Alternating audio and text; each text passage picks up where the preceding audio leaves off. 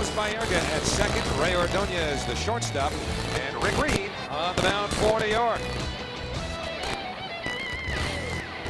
So the 9-game road trip about to begin for the Mets, and they will face Pedro Estacio, 28 years of age.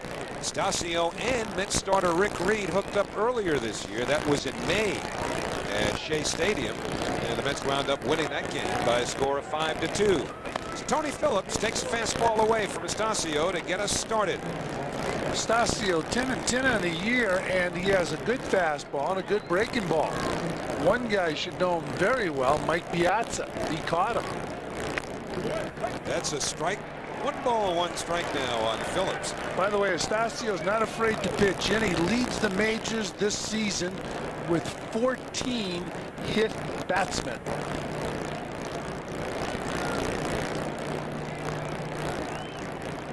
One to Phillips, breaks high.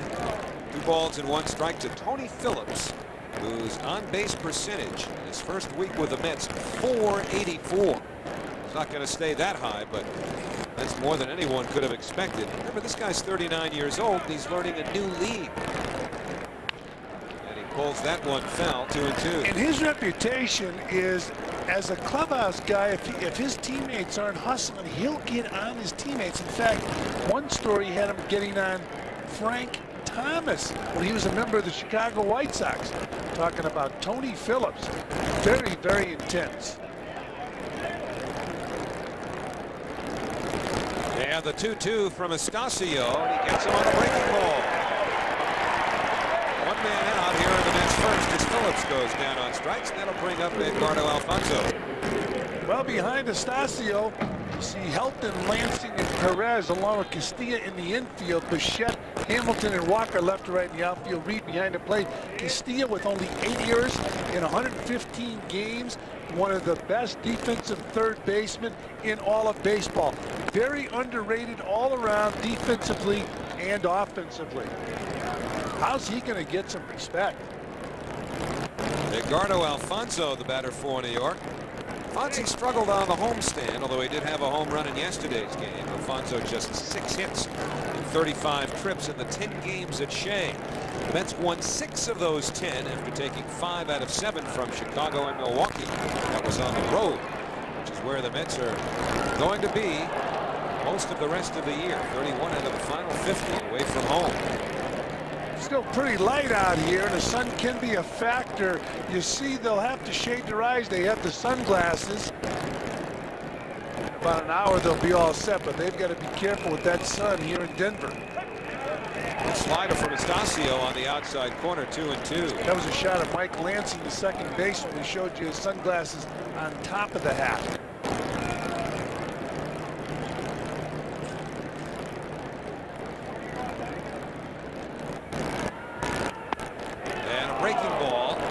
The count now to Edgardo Alfonzo.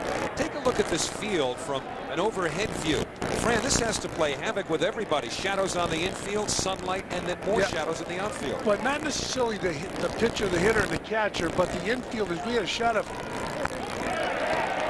Alfonzo down on strikes, so Estacio has struck out the first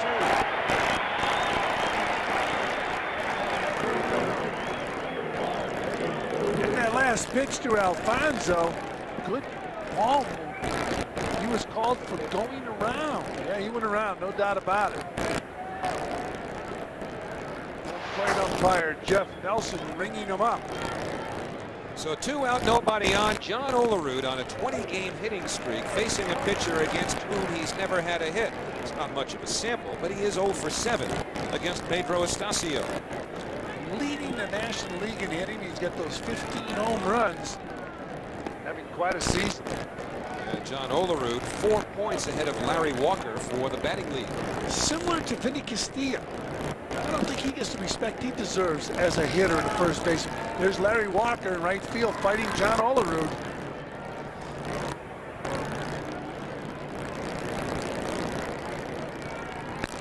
And the fastball sails away. 2-1 now on John. And Olerud could go out and lead the league in hitting. It would be a man who led the league, the American League in batting, and then the National League. What a record. 2-1 to Olerud, sits low. Mike Madonna is one of the best trades in the history of the Mets, because Toronto paid his salary, or most of his salary, the first year he was a Met. Then the Mets went out and re-signed him. Robert Person, the pitcher the Mets sent to Toronto. Stasio hits the outside corner, and so now a full count on John Olerud. Stasio has struck out the first two here in the first inning. Only trip by the Mets to Denver this year. Rockies will come to Shea Stadium immediately after this road trip concludes. Olerud lays off, and Stasio has issued a 2-out walk to John Olerud. Well, the Mets get their first base runner, and that'll bring up Mike Piazza. Mike, of course, caught Stasio with the Los Angeles Dodgers. You see Don Baylor looking on, manager of the Rockies. I'll tell you what, Piazza hit some balls in batting practice that were unbelievable shots. And he's done very well here throughout his career, swinging that bat. And they'd love to have him here in Denver. They meaning the fans. That's been quite a subject on the call-in shows here in Denver. Strike one to Piazza. The fact that Mike might very well opt for free agency if he and the Mets can't get together after the season. And the Rockies, who have spent the big bucks before, might very well be able to make the kind of push that could tempt Piazza.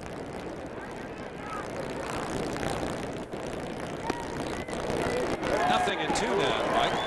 Occasionally you hear somebody say that a guy who caught a pitcher should have an upper hand, should have the upper hand on the pitcher when you're batting. I don't necessarily agree with that. You didn't feel that way when you faced the guy that you caught? No, everybody knows how the pitcher's ball moves if you have some experience in the big leagues. And the change misses. 1-2 strikes now. I always felt if a player played with the pitcher would have the upper hand, because he's sitting on a bench watching this guy hit 3 or 4 days in a row and studying his teammates. How do you pitch them? So he should have a pretty good idea what to throw and what not to throw to Piazza. Olerud leads from first, and the 1-2 is pulled towards the left field line, but a foul ball. That's fine. We're seeing Mike take more of those swings. Looks like he's off balance. Opening up. Yeah, he's so strong. He doesn't take the real big swing. The other day he lined out to end the game, hit the ball hard. Look at that, just flick the bat at the ball. Of course, you could flick a bat, and if you're strong enough, and he certainly is, he could still do some damage in this city. Absolutely, he could hit a home run swinging a bat like that in this town. 1-2 to Piazza, and that's hit deep to left field. Dante Bichette to the warning track. That ball is gone. A 2-run homer for Mike Piazza, and the Mets are leading by a score of 2-0. So he flipped his bat 400 feet later. The Mets have the lead. Oh, there's no doubt about it. This guy's got an awful lot of power, and he certainly is a big star in the game of baseball. He flicked the bat at the ball and hit the ball 400 feet from home plate. He and Mark McGwire have that type of power. And he just clobbers the Rockies. And so has Todd Hundley in the past. Piazza celebrating number 20 on the year. Hundley the batter now. There's that flick of the bat. One hands the ball 400 feet.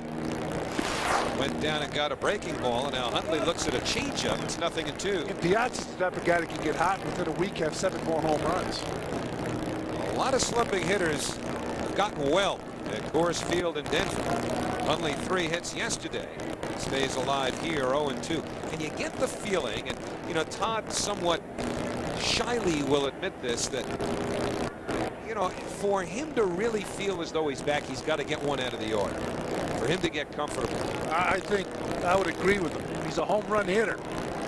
Did have the 3 hits yesterday. But the home run is the ball that separates him from other catchers. He and Piazza. Stasio busts him with a fastball inside. But he's getting better swings. His bat looks like it's a lot faster. But that guy right there was a little bit fooled and flicked the bat at the ball and hit a ball 400 feet. And again a fastball into Hundley, 2-2.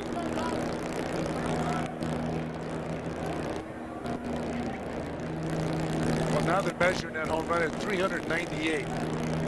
So we owe him 2 feet.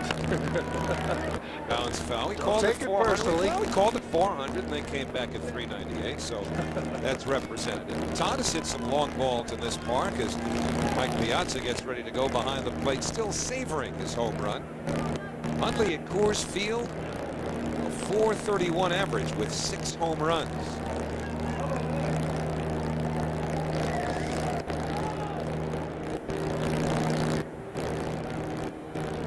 It'll be a 2-2 from Estacio. Hundley continues to make him work. But take a look at that swing again from Mike Piazza. He's as strong as anybody in baseball. And here's an example of his strength.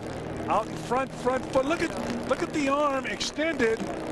And he's on that front foot. He hits that ball and hits it over the wall. And when he hit that ball, it looked to me like he felt he hit it good enough to get it out of here. And Hundley way out in front of the off-speed pitch. The side retired. So Estacio struck out the side, although he did forget about Piazza. Home run number 20 for Piazza with Olerud aboard, and it's an early 2-0 lead for New York. Attention for the batting crown, along with Olerud, is in right field. Dante Bichette loves it here at Coors in the cleanup spot. Vinny Castilla at third with the rookie Todd Helton at first. Mike Lansing at second. Jeff Reed is the catcher. And you see Pedro Estacio on the mound. And the first pitch from Reed to Darrell Hamilton is taken high. Incidentally, for each home run hit by the Mets this season, Fox Sports New York will make a contribution to Ronald McDonald Charities.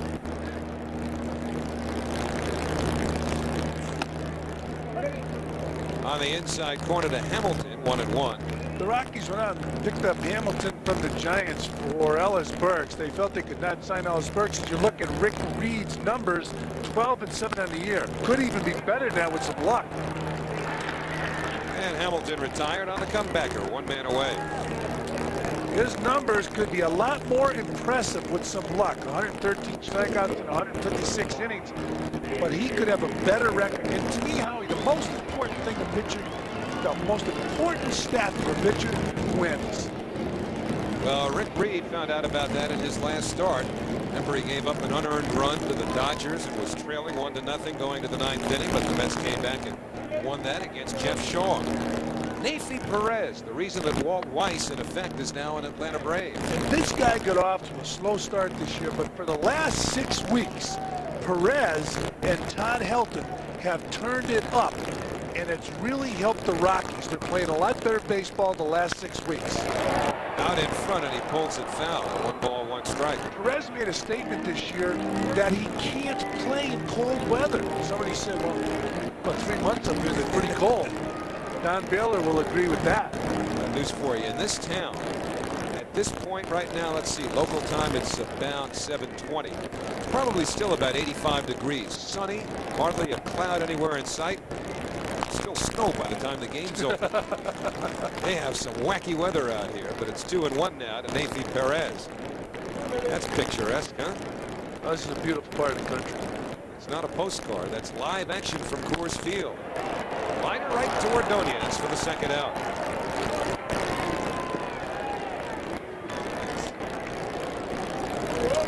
So 2 out, nobody on, and now Reed will face Larry Walker. And behind Rick Reed, Hundley, McCray, and Phillips left, right, in the outfield. Alfonso Ordonez, Baerga joined Olerud in the infield. Piazza behind the plate. 5 errors and 972 chances for a very underrated baseball player, John Olerud. Larry Walker slashes 1 foul past third base coach Gene Glenn. Walker's never had a hit against Rick Reed. Again, small sample, 0 for 7. Now you see that number right there, the 14 home runs. As far as Walker's concerned, he couldn't extend his arm early in the year. He had an operation in January. Now looking back, they wish he did it in October, but the doctors felt it could get better fast without an operation. He had it. He had trouble extending his arm for the first couple of months this season. 2 balls, 1 strike. He got off to a good, a good enough start in terms of the average. Yeah, in fact, he had a 20-game hitting streak earlier in the year, but he was hitting a lot of balls away without the authority that Larry Walker has it with before. And here he bounces one to the right side. Carlos Baerga throws him out. So a good start for Rick Reed as he gets the Colorado Rockies in order. And at the end of one in Denver, 2-0 New York. McRae takes a change from Estacio. 1 ball, no strike. Olaroot's been the Mets' hottest hitter, and he has. McRae has not been far behind. Now, Mike Piazza hit a home run in the first inning. Mets have a 2-0 lead, but Estacio struck out the inning. He struck out all 3 batters. Tony Phillips, Edgardo Alfonso, and Todd Hundley. 3 strikeouts in the first inning, but the Mets have 2 runs because Mike Piazza hit a home run, really one-handed. And the 2-1 pitch outside. It's great to be strong, I think. I wouldn't know. Well, he hit balls in batting practice 9 miles. Little chopper to the right side.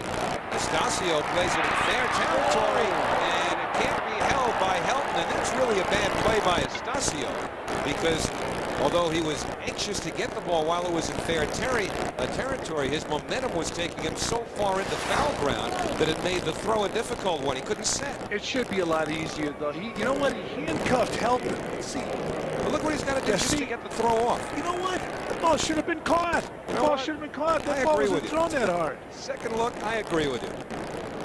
Estacio gets it. He gives him a pretty good throw. In fact, he gives him a perfect throw. Helton unable to catch the ball, and McRae on first base. I'm going to go with you on that, although I still say that Estacio might have made a more prudent play letting it go. But only because, as you saw, he had no momentum, or his momentum was carrying him towards the dugout, and he couldn't set. Yeah, I guess Helton should have caught it. Well, you know, you got a guy that's having a career year in home runs, so what you want Estacio to do is leave it roll foul so McRae gets another shot at the right field fence. I'd hate to catch you. You just want to challenge home run hitters. Is there a cure for it? 1 ball, 1 strike now to Carlos Baerga. So Estacio having to work with McRae on first against Carlos Baerga, who's only had 1 hit and 11 trips against him. But Baerga's been a hot hitter lately. As you can see, getting that batting average back up over 290. 292 coming in. 1 ball, 2 strikes now to Carlos. You know, it looks so easy up here. Oh, saying that it does. forever. And you watch it, it's funny to watch it, specifically the play that Estacio made to help from our angle without watching it from the angle you get to see it on television. It didn't look as though the throw was as good as it proved to be when you watch it on the replay. It was a little hard. Helton has been playing very good defense lately. He wasn't doing anything well early in the year, and a lot of the Rockies felt that he was worried about replacing really a legend here, Andres Galarraga. Trade back quickly.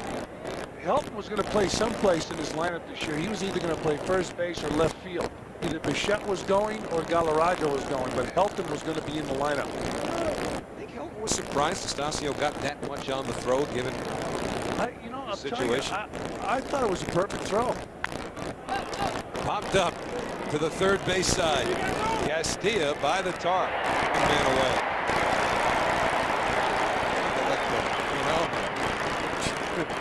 But certainly it was an error on first baseman Helton. Now Castilla goes into foul territory to grab Baerga's pop. Well, this guy here, he was penciled in the Rockies organization to be a backup second baseman or a backup shortstop.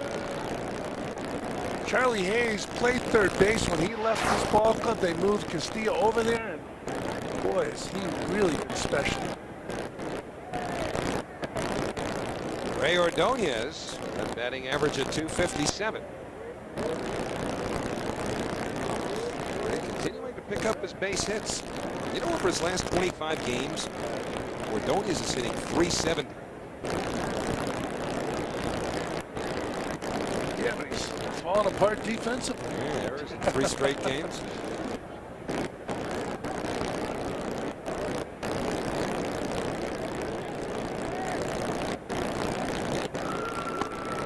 nothing doing with McRae at first, so it's 1-0 on Ordonez. Well, he's a base stealing threat. Ryan McRae, along with, I guess, Tony Phillips. Well, there's no substitute for speed on the bases. I know as a catcher, you're over-anxious. Pitcher's over-anxious. Your concentration split between the hitter and the guy on first base when the guy can really run. And Ordonez punches it back of short, and Perez there. So 2 out, 1 man aboard, and Rick Reed will at least give the Mets a chance to clear the pitcher.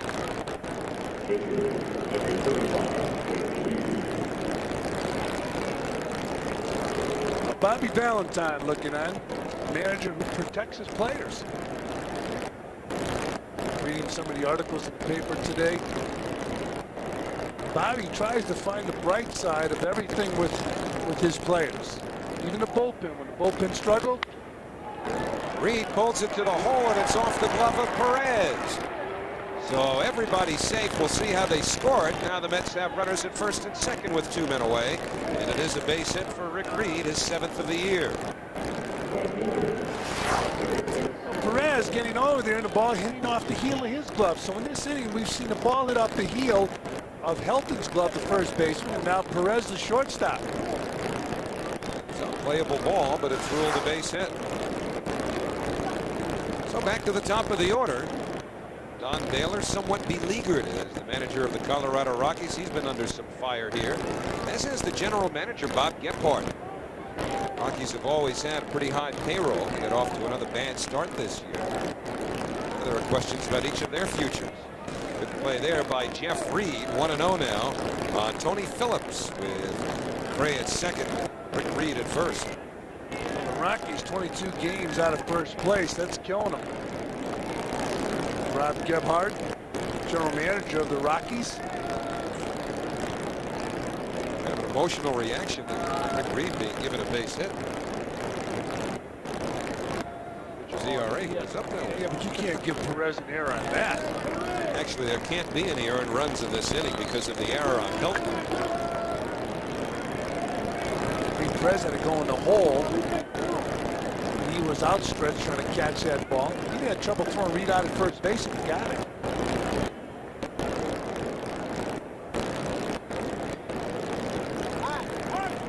And the 2-0 to Phillips will have to wait. You could hear Phillips ask for some time, and he got it from Jeff Kellogg, the home plate umpire. But he didn't step out. He stayed in that position, that hitting position, in case he did not get the call.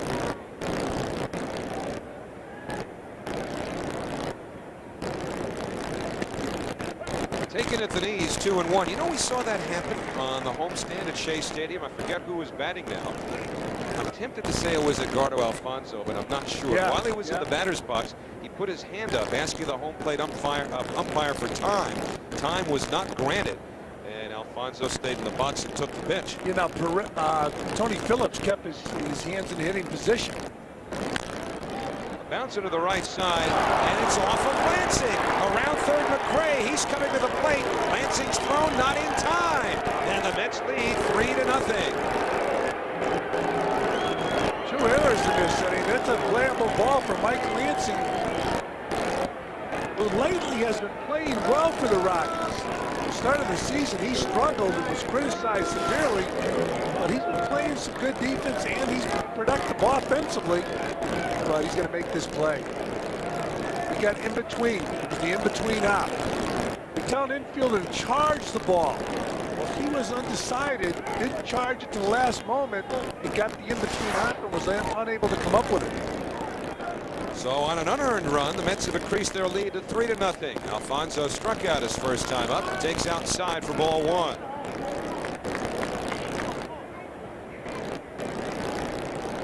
So a gift run for the Mets here in the second inning. 2 errors by the Rockies, and a ball off the glove of the shortstop that went for a base hit. 2-0 now to Alfonso. Edgardo has struggled against Pedro Estacio. Rick Reed now with a 3-run lead in his pocket. He's the runner at second. And you see Phillips leading from first.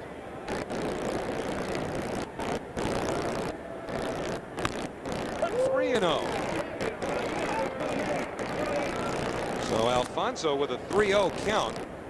And the Colorado outfield shallow against Edgardo in both left and in center. Yeah, Alfonso drives the ball now. When he first came up, he was more of a ping hitter. Now he drives. I can't believe how shallow they are for him in left and center. Fouled away. Count was wrong. It's 2 balls, 2 strikes.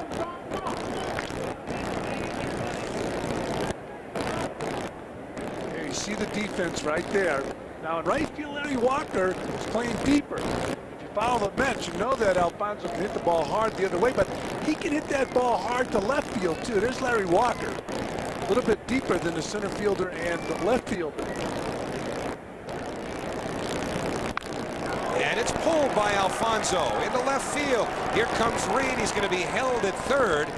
The base hit by Alfonso. The Mets have the bases loaded, and John Olerud coming up.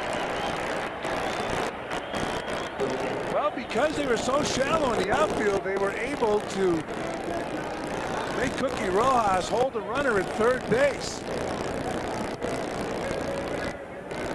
And the pitching coach, Frank Funk, out to the mound to try and settle Estacio down. He should have been out of this inning a couple of times. Remember, 2 errors have been made on the infield by the Rockies. Anything the Mets get in this inning, including the run they've already scored, will be unearned. Watch Alfonso turn on his ball. It was a hanger. He sat there and it said, hit me. And he did. He hit this ball hard. Bichette coming in and gloving that ball. Ball almost got by him. Rick Reed holds at third base. Bichette got the ball in a hurry. So a chance for the Mets. If they continue to play defense the way they are on Alfonso, shallow in center and left, he's going to burn them before the series is over. Fastball, a strike to Olerud. Discover Card will donate $500 to the local chapter of the Make-A-Wish Foundation for any grand slam that might be hit in this game, and Olerud's in position here. No balls, 1 strike to John. Remember the hitting streak at 20. The base is loaded, and the ball fouled back. So Estacio in front now, 0-2. Reed at third, Phillips at second, and Alfonso on at first for New York. Cardinals have added a field goal at Busch Stadium. They now lead the Cubs 14-3. Olerud has prospered in these situations. It's set for the 0-2. And it breaks low. Estacio usually has an overpowering fastball. He doesn't look like he has that good zip on his fastball right now. Of course, a couple errors will take that zip away from him. Still nobody warming up in a Rocky bullpen. Way upstairs. And the count even now. Estacio overthrowing on 1-2. He's won his last 3 starts, Pedro Estacio has, and 6 of his last 8 decisions. He's been the most dependable starter the Rockies have had lately, and in fairness to him, as we mentioned, this inning should have been over a while ago. 1 run in, bases loaded, 2 out. 3-0 New York, and a 2-2 count to Olerud. Estacio deals. Now the count full. It was 0-2. Now the base runners will have an automatic start with Piazza waiting on deck. Estacio has been throwing nothing but fastballs to Olerud.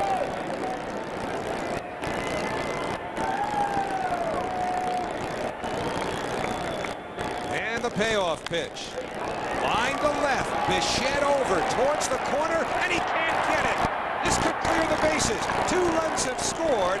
The ball bounced into the stands. I believe it bounced into the stands in the corner, and they're going to call it, or will they call it a ground rule double? No, it's going to be a double and 3 runs batted in. All 3 runs will be allowed to score.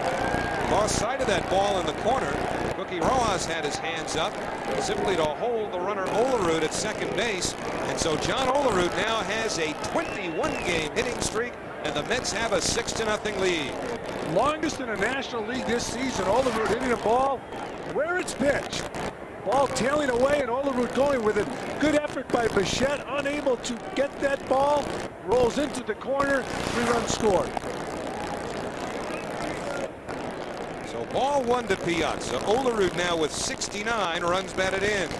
Now, a lot of times when a pitcher gets frustrated, he just rears back and tries to throw that fastball. He's in the danger zone with this guy. A 4-run inning for New York. Inside 2-0. and sometimes they get upset. They lose sight of what's going on now. Astacio has experienced his defense falling apart this inning. A couple errors, maybe a misplaced ball by the shortstop Perez. It has a negative effect on a pitcher. It's the outside corner there. If there was any indication in the inning at all, as you look at Mayfi Perez, who did not get an error on that ball, perhaps the 1-2 pitch that Astacio threw to John Olerud, where he overthrew a fastball upstairs, might give you an indication that the errors had bothered him. Piazza, a chopper through the middle. Here comes Olerud. 7-0 New York. RBI single for Mike Piazza. It's a 5-run inning. They're all unearned, but the Mets will gladly accept every one of them.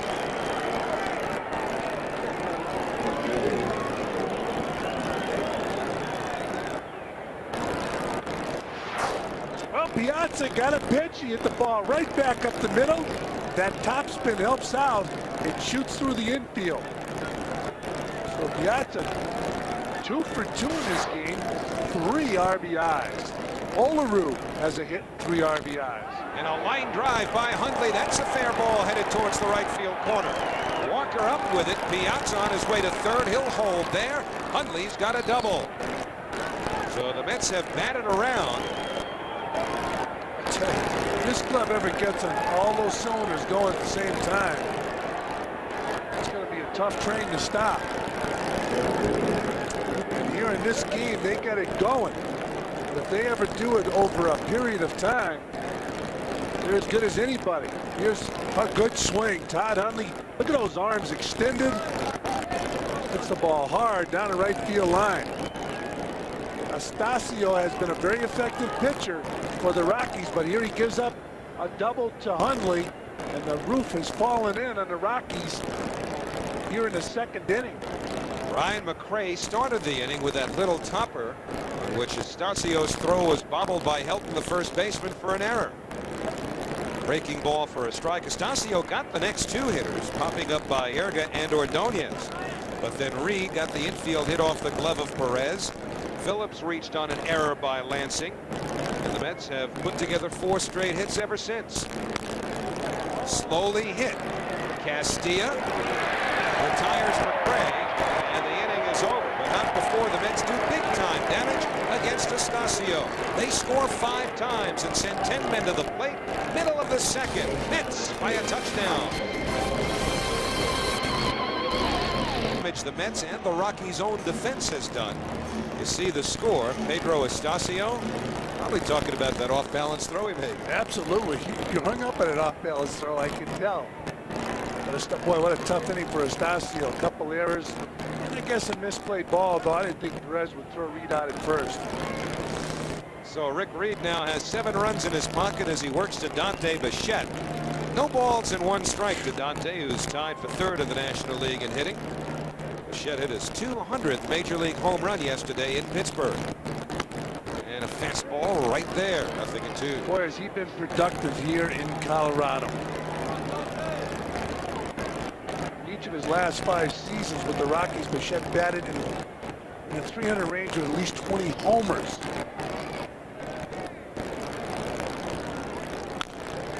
Liner right to Baerga.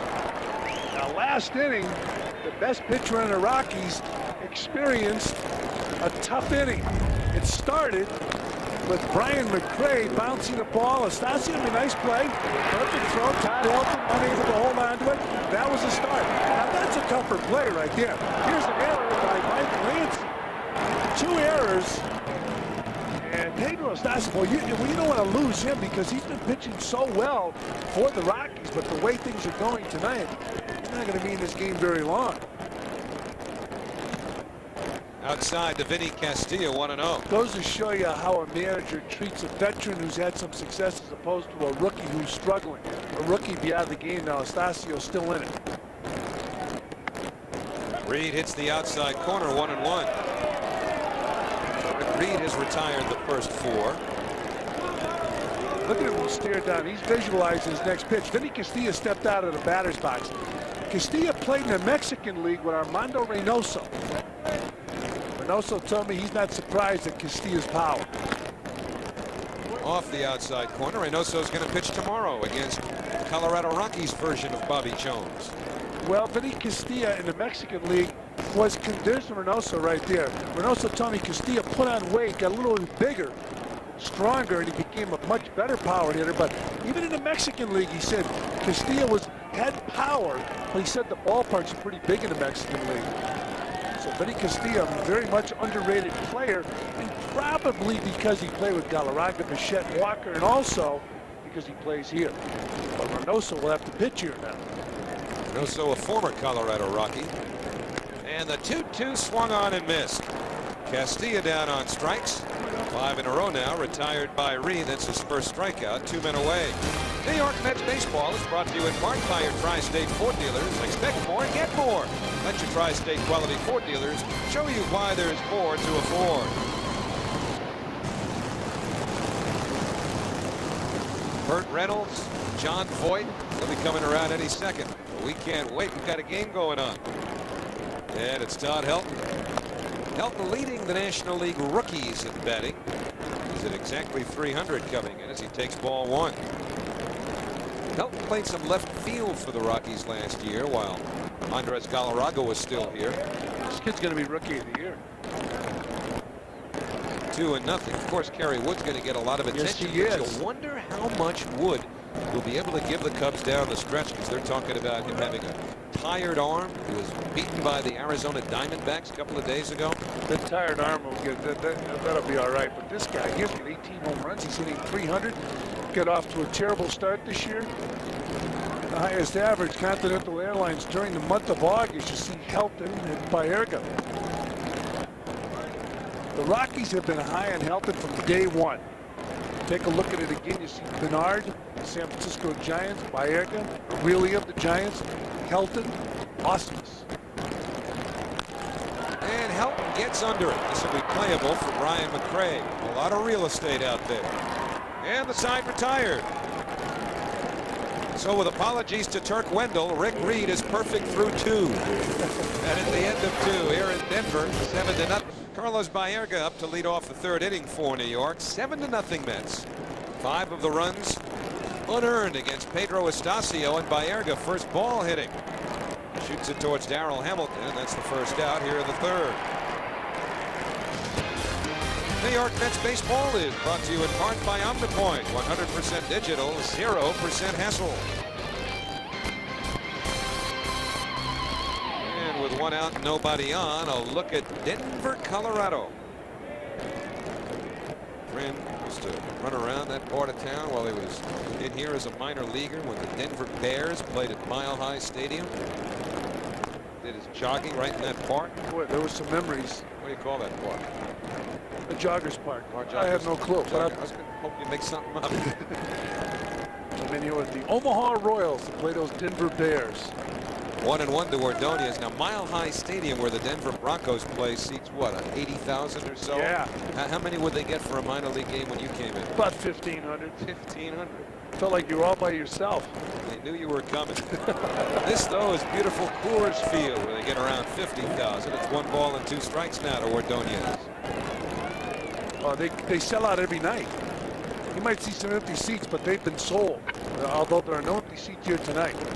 They kept pushing the envelope on the structure here while it was being built. It wasn't supposed to seat this many.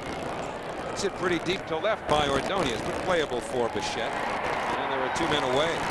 The original plan was Coors Field would seat about 42,000. And then as the popularity of the Rockies became evident during their early days at Mile High Stadium, they changed the blueprint. They figured, well, let's make it about 45. Then it went to about 47, and then they stuck that thing in. It's called the Rock Pile, where kids can still get in the day of the game. So now you get around 50,000 here. 0-1 to Reed. This is a great sports town. Boy, is it ever. The Rockies, and of course the Denver Broncos, the world champions, football, and Colorado Avalanche sell out McNichols Arena. Only the NBA's Denver Nuggets struggle here. They don't get anybody. Up until baseball came here in the major league level, the best baseball player in Denver was John Elway. Reed down on strikes, and the side retired. Good comeback inning by Pedro Estacio as he gets the Mets in order. And so in the middle of the third inning, still 7-0 New York. Since Armageddon hit, there's been a lot of this going on. Even a little of this. But the one that hits McDonald's this week is the granddaddy of them all. Catch this summer's other blockbuster, a quarter pounder with cheese extra value meal. Think that's big? For just $1 more than the price of the quarter pounder with cheese extra value meal, get supersized fries, a supersized drink, and a double quarter pounder with cheese. Where can you get a meal with its own gravitational pull? Did somebody say McDonald's? I'm so happy, I'm floating on cloud nine. I'm so happy, I'm feeling swell, life is so sublime. Imagine feeling this good about your car insurance bill. I started incredibly happy. That's happy, baby. Geico Direct. A 15-minute call could save you 15% or more on car insurance.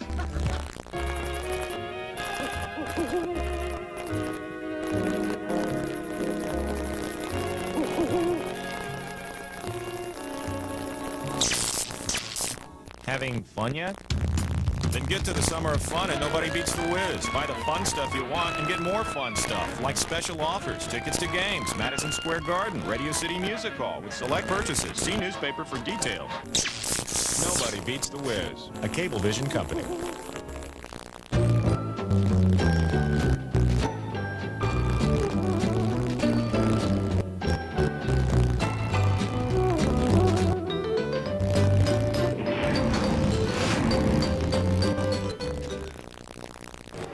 Back at Coors Field, you can see behind me the seats are colored green. In fact, all of the seats are the color green, with the exception of one row that rings Coors Field. They're colored purple.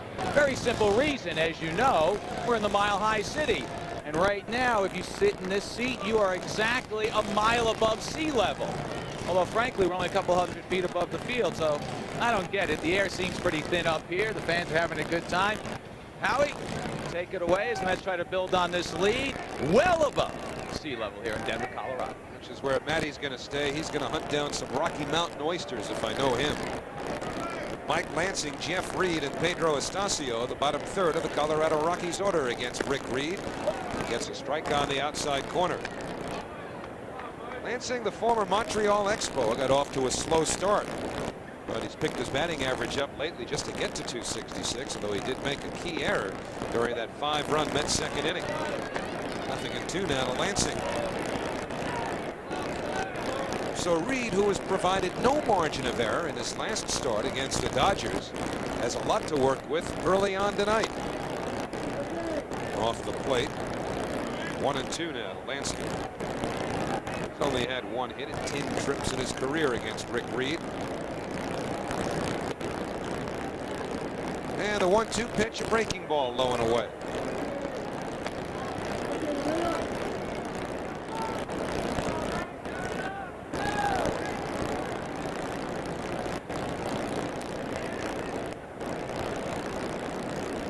And the 2-2 pitch, a fastball, foul to the screen. Rockies are home from a road trip. They went 4-3 in Chicago and Pittsburgh, winning 1 of 3 in Chicago and 3 of 4 in Pittsburgh. It was the first winning road trip they had since April. They won 3 out of 5 against Florida and Atlanta. They've always been a far better team at home, although this year they're only playing 500 ball here at Coors Field. They're 11 games under 500 for the year because they're 11 games under 500 on the road. But of course, the highlight of the season here in Denver, the All-Star game last month. Big boys were hitting some rockets into that upper deck. And that's ripped up the middle. On the 2-2 pitch, Lansing comes up with the first base hit for the Rockies. Leadoff single here in the third.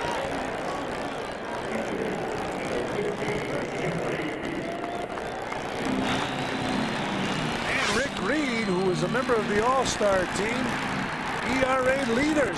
Continental Airlines sponsors our National League ERA leaders. Maddox, no surprise. Leiter, somewhat a surprise. Reed's in that list. So Leiter and Reed on the Continental list of ERA leaders. will now go after the Rockies catcher, Jeff Reed. Reed, a left-hand batter, splits the catching here with Kurt Manwaring.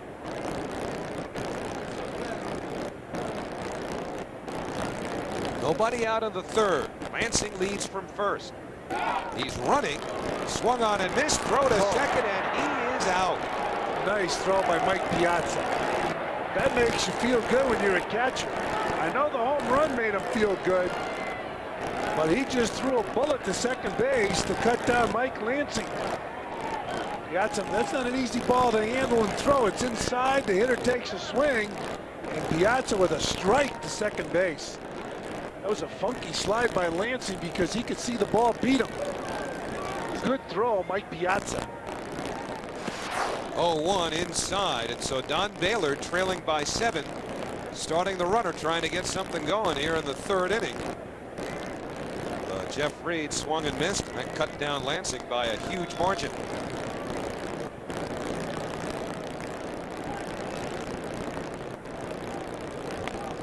One ball, 2 strikes.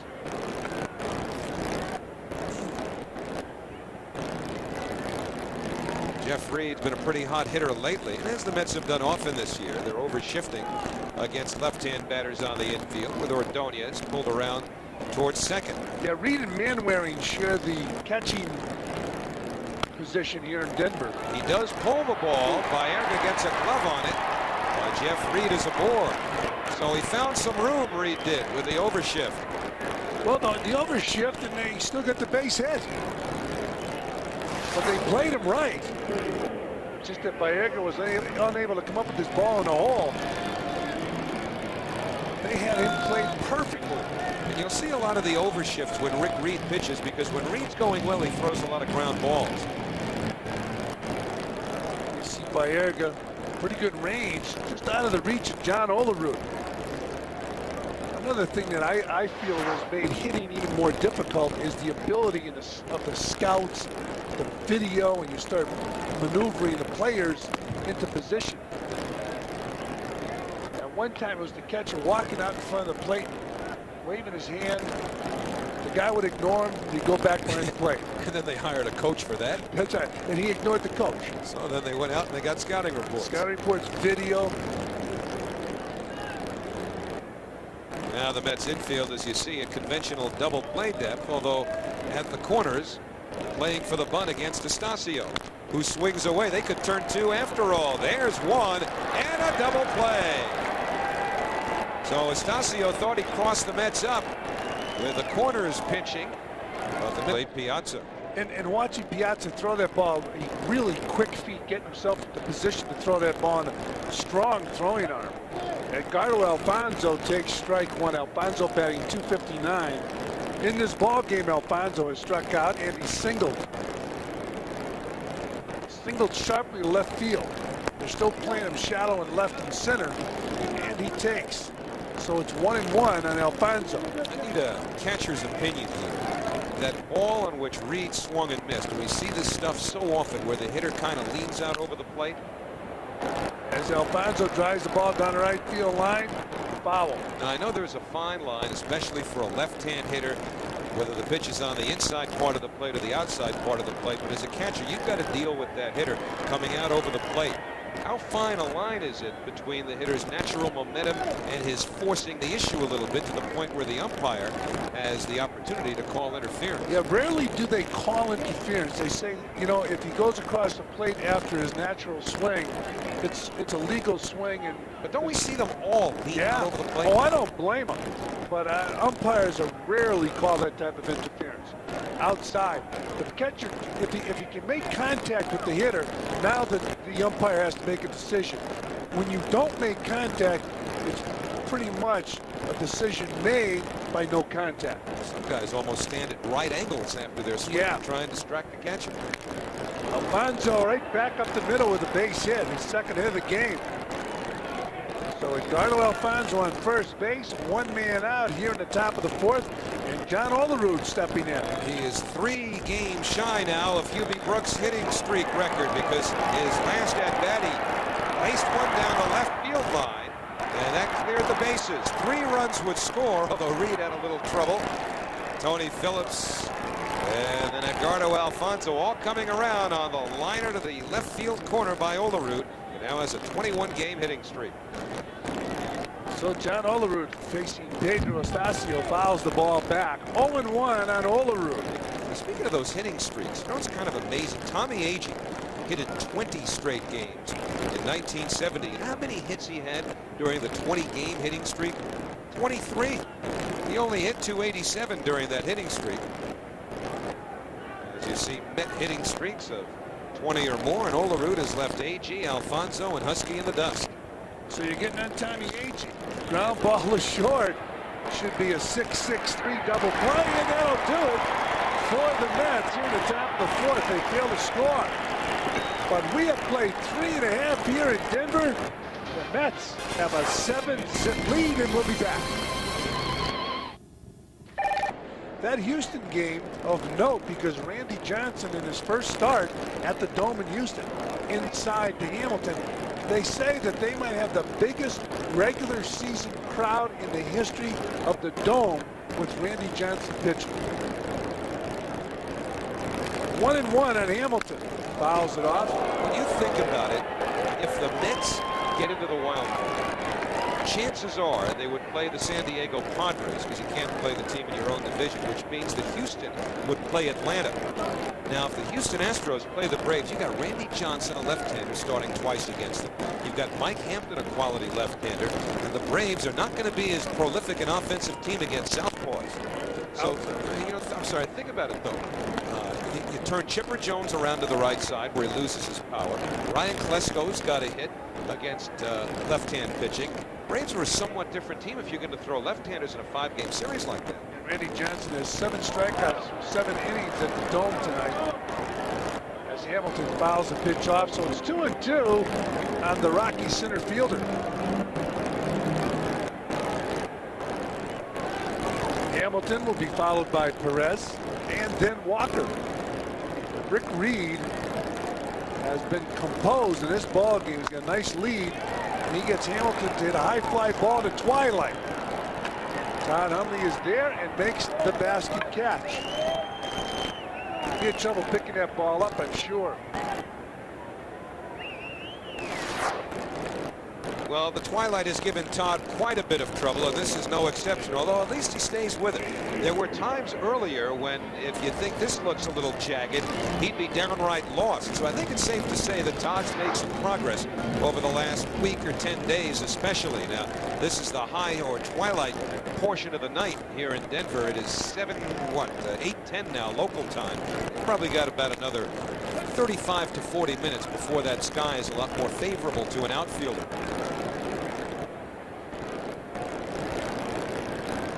Taking a look at what Todd Hundley sees when that ball goes up there. Nathan Perez picks up a base hit in the hole between third and short.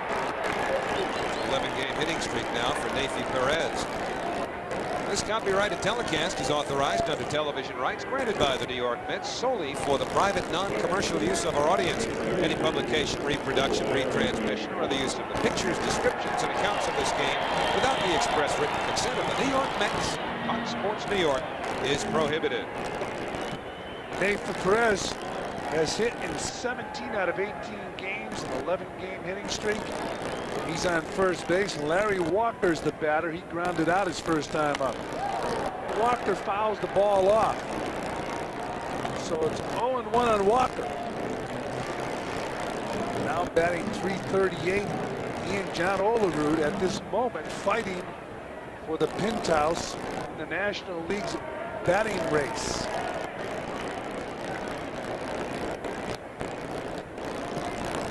And the 0-1 pitch to Walker. There's a drive to deep right. That ball back. Gone. Home run, Larry Walker. Number 15 on the year. And the Rockies have 2 runs on the board. It's now Mets 7, Rockies 2.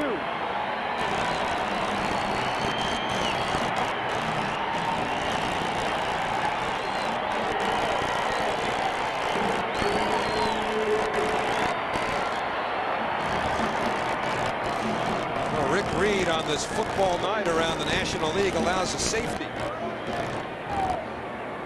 threw a breaking ball down and into Walker. Left-hand power hitters love it right there. And Walker launched it. So he and Olerud continuing to go mano a mano.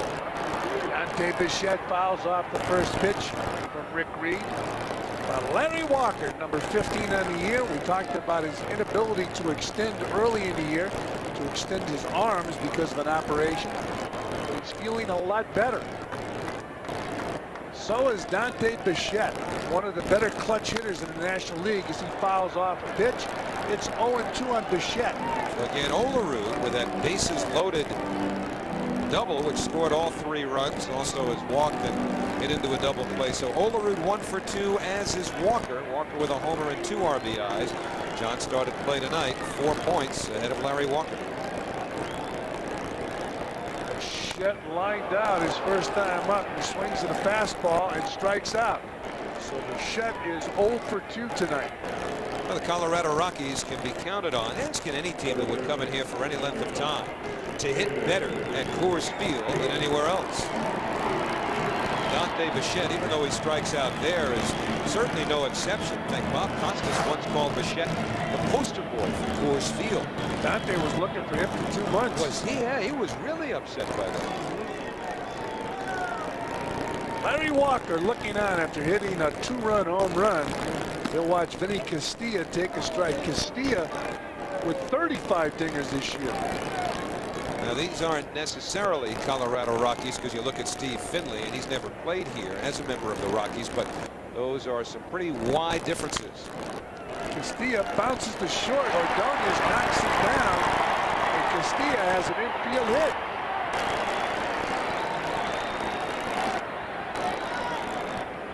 Well, it is a base hit for Vinny Castilla. Although Ordonez bobbled the ball, as a couple of balls were bobbled earlier on the infield. In fact, that's very similar to the ball that Nathan Perez bobbled for the Rockies in the 2nd inning with the Mets at bat. And that was ruled a base hit, as this one was. Not an easy play, but a play that Ordonez normally makes. Reed knows that. So Ordonez now shading Todd Helton. He's playing behind second base for Todd Helton. Helton taking up high, 1-0.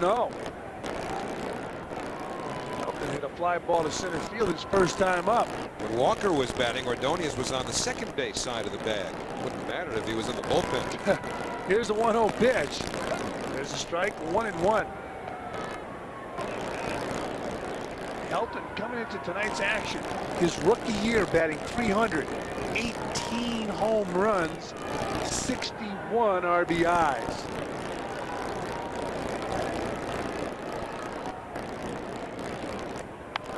Fouls it off. 1-2 on the Rockies' first baseman. He'll be followed by Mike Lansing. 7-2, the Mets on top of the Rockies here in the bottom of the 4th inning. 7 hits for the Mets, 5 for Colorado. 2 errors in this game, both committed by the Rockies. Popped up. And Phillips at first couldn't see it. Now he picks it up and makes the grab for out number 3. So the Rockies strand a runner. They pick up 2 runs off a long home run off the bat of Larry Walker. And after 4, it's Mets 7, Rockies 2.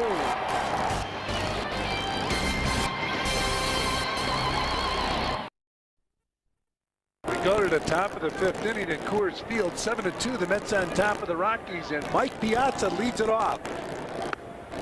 Takes the fastball for a strike. It's 0-1 on Piazza. Earlier this week, he did something highly unusual in the series against the Giants. He broke his bat on his swing. And not necessarily just when he made contact, although certainly that's when the bat separated into pieces. He pops the ball up in left field. Bichette coming in and making the grab. But I asked Mike about it the next day. I said, have you ever done that before? He said, yeah, about 2 or 3 times. I said, what causes it? Bad wood? He said, no, a bad swing, a tense swing, an anxious swing. He said, even though it doesn't separate here until it hits the bat, In actuality, he said that the torque of his swing caused him to feel the bat start to separate. And he said basically it's because he's been anxious and a little tense. And that's why you go back to the decision they made earlier in the week to cut off the talks until the end of the year. And it might not be the worst thing. There's a line drive to right field. Will it stay fair? No. Todd Hundley just missing a home run down the right field line. I mean, think about it, Fran. If Piazza is so uptight at the reaction that he's gotten from the crowd when he has not done well and when he has left runners in scoring position because of the situation, at that point, if you're going to cut the talks off and you get a more relaxed Piazza for it, well, it could only benefit the Mets. And certainly there's risk involved, but they were nowhere near signing him now anyway.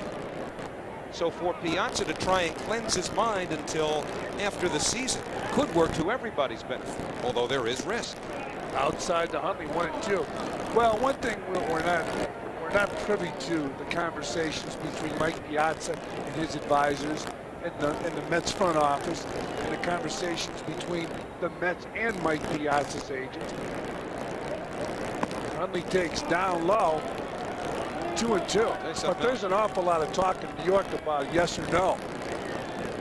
If Piazza turns it around and hits in all situations, the fans will love him to the point where he'll be as overwhelmed by the reception as he was when he first got here. Outside to Hundley. 3 balls and 2 strikes. 1 man out. Top of the 5th inning. The Mets 7. The Rockies 2. Hundley will be followed by Brian McRae in front of a full house once again here at Coors Field. And Hundley picks up his 2nd hit of the game. So Todd Hundley starting to get his hits. And the next thing that comes, home runs. It's 5 hits in 2 days for Todd Hundley. And you know what? This at-bat might have been about as impressive as any, only because of the fact that he'll go away here. Now he's quick enough to take a pitch and line it the other way. He didn't have that quickness his first couple of weeks here. The power will come because Todd's natural swing is going to produce power. But when he can punch the ball the other way like that, that shows you that he's starting to come around and become a more seasoned hitter than he was the first couple of weeks he was back up. And Brian McRae now just took a strike, so it's 0-1 on McRae. 1 man out.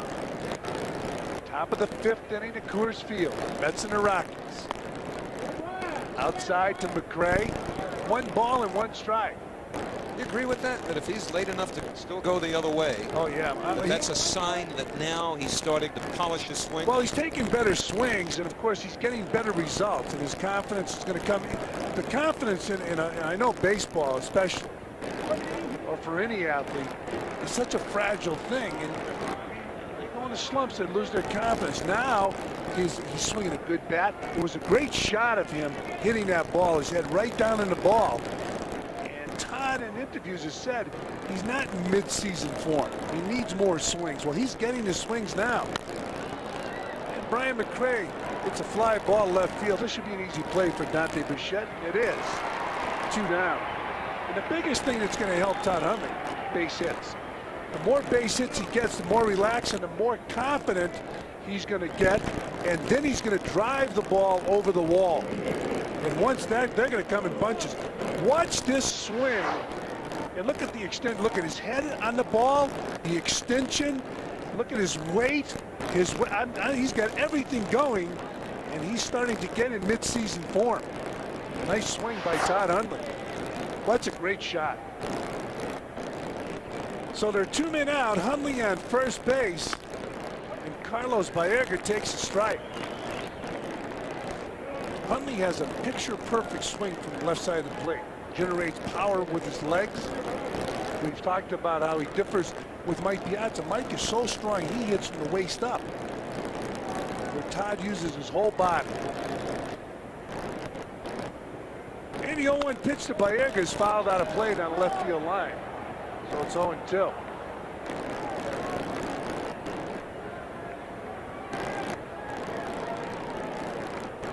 Carlos Baerga in his ball game popped out in foul territory in the 2nd inning, and he flied to center field in the 3rd, facing Pedro Estacio. The veteran has come back strong. after giving up 7 runs. Baerga takes outside, 1-2. Pedro Estacio knows the feeling from the first time he faced the Mets this year. In fact, he pitched against Rick Reed at Shea, pitched 7 strong innings. Then the Rockies infield, ironically, just as they did tonight, made a couple of errors in the 8th inning, and the Mets went on to score 4 unearned runs. There goes Hundley. Throw to second. He's going to like this left field. He steals bases now. All right, now you know he's feeling better. That's right. At the plate and everywhere else. Jeff Reed with a decent throw, but Hundley with a nice jump. So Todd Hundley, base stealing threat, picks up his first stolen base of the year. He was caught once. Baerga taking the pitch outside, and Hundley just using that blazing speed, burning it down to second base and beating the throw to Nefi Perez. 2 balls and 2 strikes on Carlos Baerga. Strike 3, so that'll do it for the Mets. Here in the top of the 5th, they failed to score, but you want to see a picture-perfect swing. Here's a swing you can emulate. Hundley with his second hit of the game, and it's 7-2 Mets, and we'll be back. Oh well, there's always tomorrow.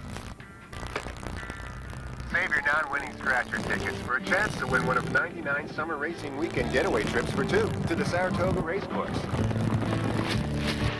Enjoy the finest in thoroughbred racing in historic Saratoga Springs, New York. What are you doing? See the back of your ticket for details. I might have a ticket to Saratoga in here. Scratchers, it's not whether you win or lose, it's how you play the game. At Geico, we settle claims quickly so you can get your car back, because no one likes to bum a ride to work.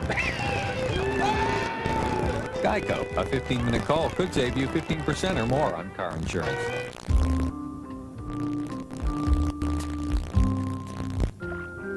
Paying too much for car insurance isn't any smarter.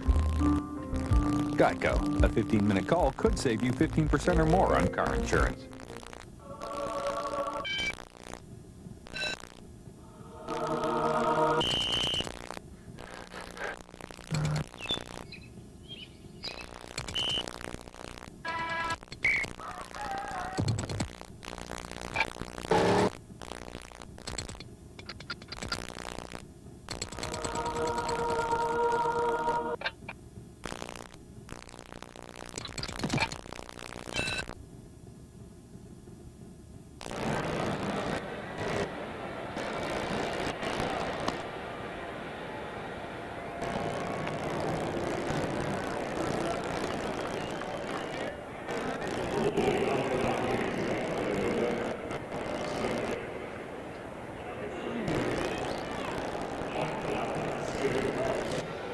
Back at Coors Field, assistant GM Omar Minaya making the trip for the Mets. Omar, yesterday San Diego claimed Randy Myers on waivers, made a deal.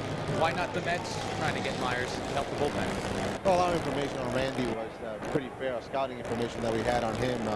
And also we feel committed to Johnny Franco doing the job. We think that Johnny's going to get the job done for us, and we just felt that wasn't something that we wanted to do at this time. So basically the report wasn't that good on Myers. Our report was fair. I mean, I believe Randy was not throwing that well, but really I think what it determined was that Steve Phillips and Bobby Valentine felt that Johnny's our guy, and we're going to go with him. We just signed him to an extension of his contract, and we're going to go with him. He's going to be our guy. All right, Omar, we appreciate your time. Fellas, back upstairs. All right, Matty. Mike Lansing, the batter. Bobby Valentine looking on. His team has a 7-2 lead. Fouled off. So it's 2-1 on Mike Lansing. The reports on Randy Myers was he wasn't breaking 90 on the radar gun, and his forte, or as you would say, his fort, was over 90 miles per hour. Look it up. Fort? Yeah, F-O-R-T-E, Fort. That's right. I got the same mail. Bob Shepard told me that years ago. The great Bob Shepard. 2-1 on Mike Lansing. There's a strike. 2 balls and 2 strikes.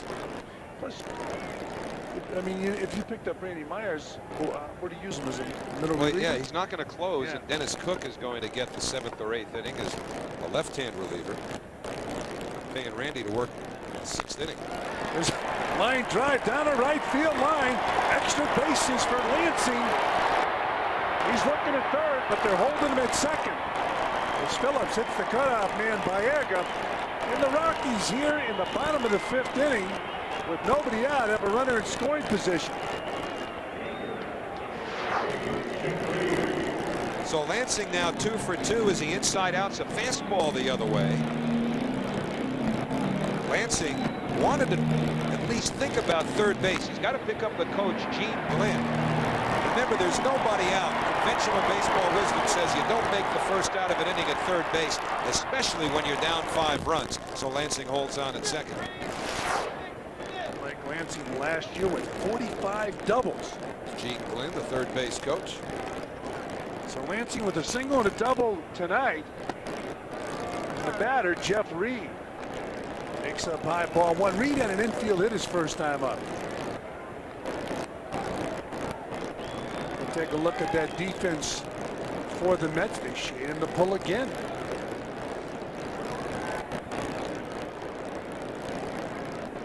They shaded him to pull last time. He got it just past Baerga. Baerga got his glove in it and knocked it down.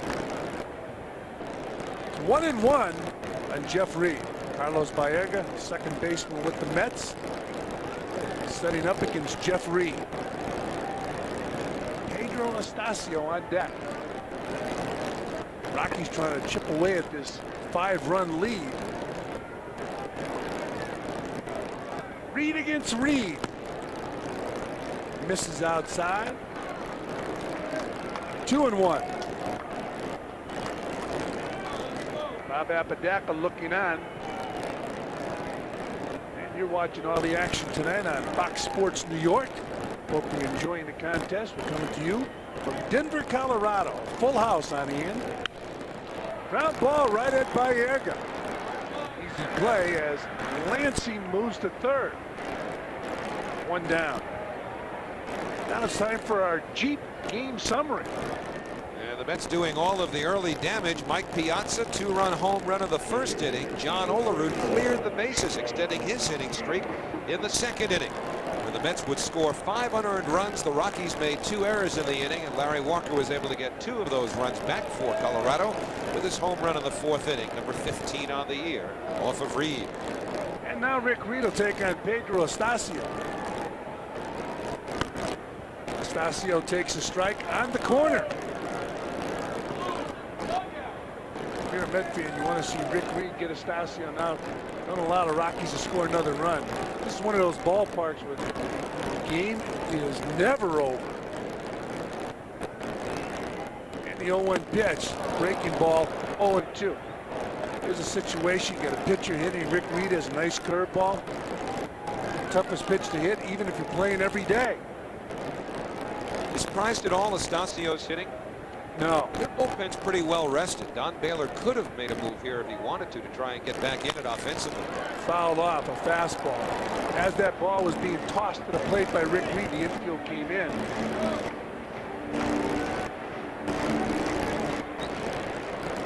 Mets infield was creeping up, and Estacio somewhat demonstrative in his frustration. Where's the curveball? There it is. So that'll do it for Estacio. 2 down. Big strikeout. Runner still on third base. Don Baylor, the manager of the Rockies, looking on. You know why I would have left Estacio in the game? He's my best pitcher. He struggled. Got some bad breaks in the 2nd inning, but since then, he's been pitching in nice fashion. And right now, Rick Reed will take on Darrell Hamilton, who's 0 for 2. He grounded out and he flied out. Hamilton takes up high, 1-0. The Rockies in a different situation than the Mets. The Rockies are not in contention for a wild card spot. So perhaps Don Baylor just doesn't feel the same sense of urgency that a Bobby Valentine or a Dusty Baker might have, given how that Mets-Giants series went this week. Boy, that was fun. Excellent series. Well, it's good baseball. If you like baseball, there's some real good games. Some bad baseball within those games, but the way it turned out, if you're a Met fan, you loved it. Bobby Valentine defending his bullpen in the paper today. So take a look at the bullpen in the other clubhouse. They struggled too.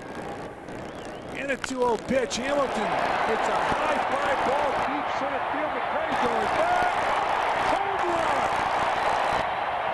Darrell Hamilton, a 2-run home run, and it's now 7-4 Mets.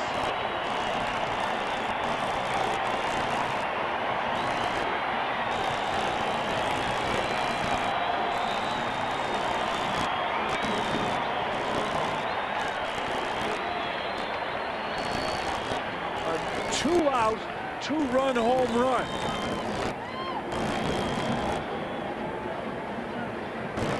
Boy, there's just no feeling comfortable in this ballpark. Margin for error is such that a mistake can be hit a long, long way, and that was a pretty good example from a guy who's not a pure power hitter. Nathan Perez fouls off the ball as he tried to bunt strike one.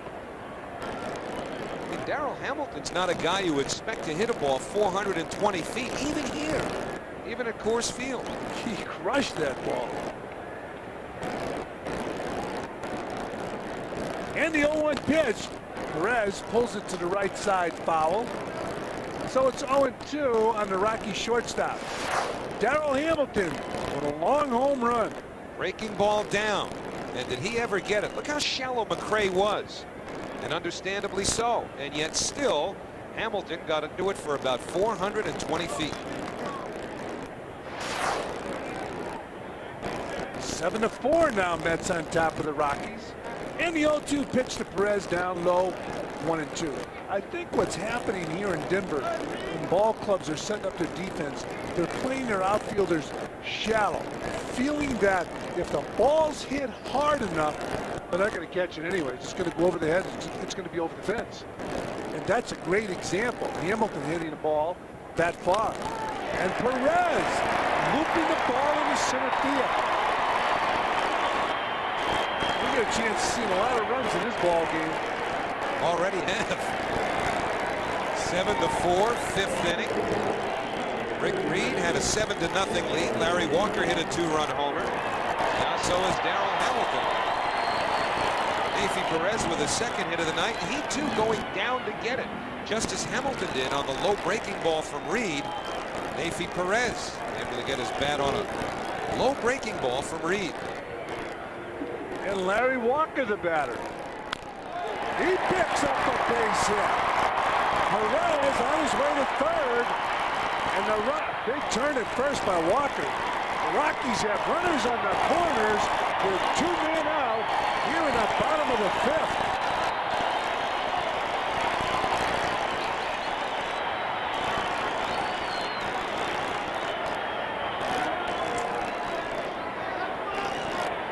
So Bob Apodaca is just going to try to settle Reed down. Larry Walker about knee high. So now Larry Walker 2 hits and 3 trips. That ball wasn't smoke, nor was Perez's. Larry Walker thinking long and hard about second base. That's a wide turn at first. Dante Bichette's going to be the batter, and he represents the tying run at home plate. And he can hit home runs. He's done it in the past. And this year, Bichette has 17 home runs and 93 RBIs. So the Rockies with Perez on third, Walker on first, Dante Bichette with a bat in his hand. He lined out and he struck out. Bottom of the fifth inning.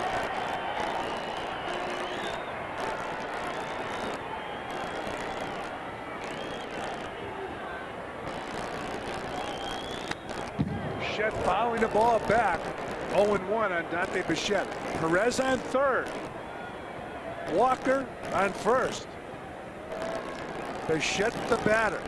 Notice he started him off with a fastball, and Reed has been hit in this inning several times on his breaking ball. And that's the pitch that's most compromised by the altitude here at Coors Field. So perhaps Reed's going to have to throw more fastballs than he's been throwing so far. There's the fastball. Misses outside. Oh, it's called a strike by the first base umpire, Kerwin Danley. Pitch on the outside part of the plate, and Bichette, you know, from that angle looked like he held a swing. sometimes a side angle gives you a little more apologetic view as far as the pitcher's concerned. From there, kind of looked like he held it. 0-2 on Bichette. Reed checking the runners. It's not the millennium yet.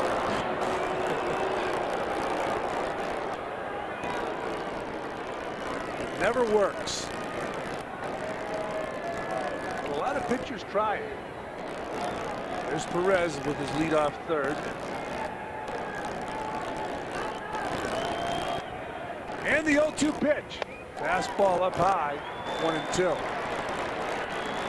He's thrown a good fastball hitter, 3 straight fastballs here. I wonder whether or not that might be what Bob Apodaca had to say to him when he came out to the mound, getting beat on his breaking ball in this inning. So 3 straight heaters to Bichette.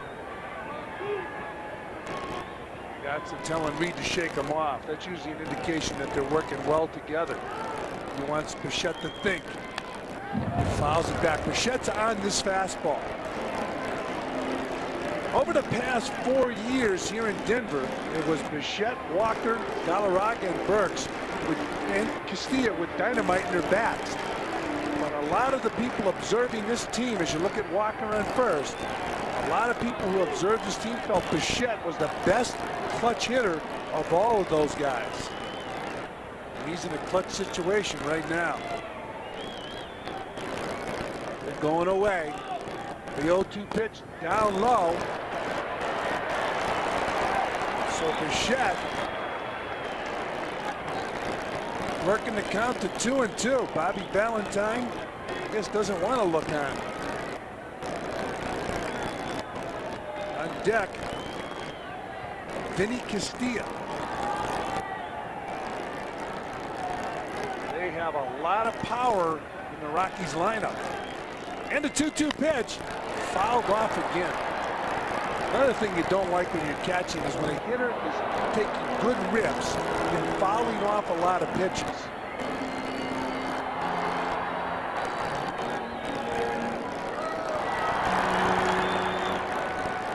Apodaca, he's been out to the mound. Now it's up to Piazza to call the signs, call the pitches. Wants the ball away. And the 2-2 pitch. Runner going, line drive in the gap. Right center field. Perez scores. Here comes Walker. And back there, Bichette with a clutch double. And it's now 7-6 Mets.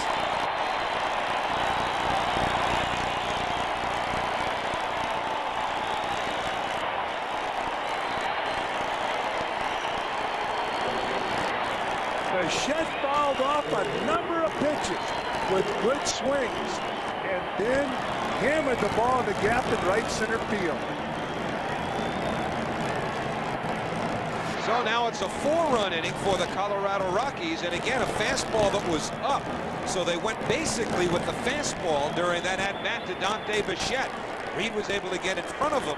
1 ball and 2 strikes. Bichette fouled a couple off.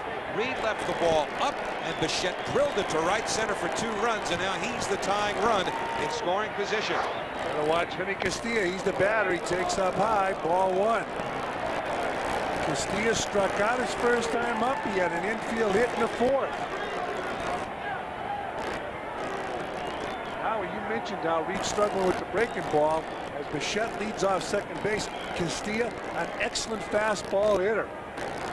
1-0 pitch, down low, 2-0. You got first base open, but you have a left-hander swinging the bat next, Todd Helton, who's been hot lately.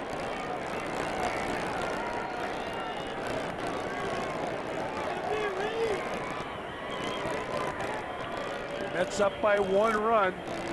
Castilla takes ball 3.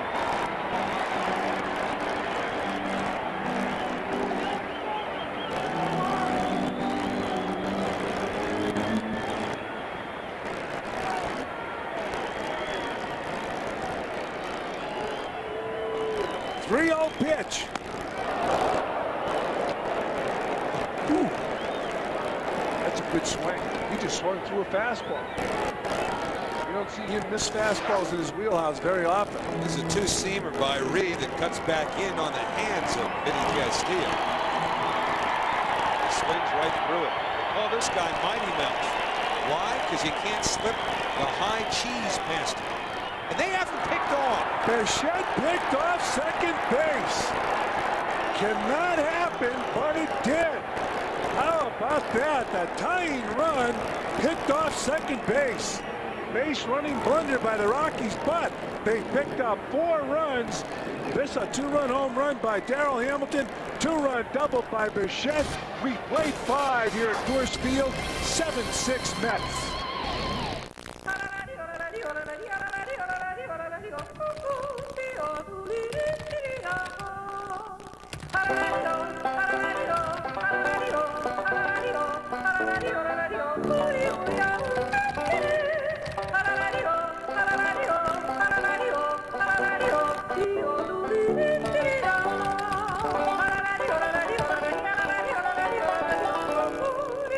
Call 1-800-THE-DIME. We interrupt this program to bring you the following message. No one duplicates color better than we do. MCS Canon. This commercial is rated H for high laughter content. It contains adult language. You're a dirty old man, you know that? And I'm gonna be one till I'm a dead old man. And the irascible Fred Sanford on video. These twins is waiting to meet your lips. Sanford & Son, the Collector's Edition. Your first video is only $4.95 with subscription and contains 4 hilarious episodes. It includes graphic content. Say, what does sangria mean? It means blood. And it's partially available in Espanol. Buenos dias, huh? And beans and disease to you. Sanford & Son, your first 4-episode video is only $4.95 with subscription. Oh, this is the biggest one ever had. You hear that, Elizabeth? I'm coming to join you, honey. To get your first video of Sanford & Son, the Collector's Edition, for only $4.95 plus $3.79 shipping, have your credit card ready and call toll-free 1-800-837-5866. Re-TV, America's keeper of classic TV. And it's time for the Coors Light Silver Bullet 6. Alfred Thieberger from New York is today's lucky fan. So if the Mets hit a home run this inning, Alfred gets dinner for 2 at a participating Brother Jimmy's. And an off-speed pitch by Pedro Estacio sends Ray Ordonez scrambling for cover. Well, you look at the scoreboard here, and you look at the scoreboard throughout baseball. There's a full moon all over baseball tonight. There have been some runs scored, 13 here altogether through 5 innings. Cardinals leading the Cubs 16-3 in the 8th inning. How about Cincinnati?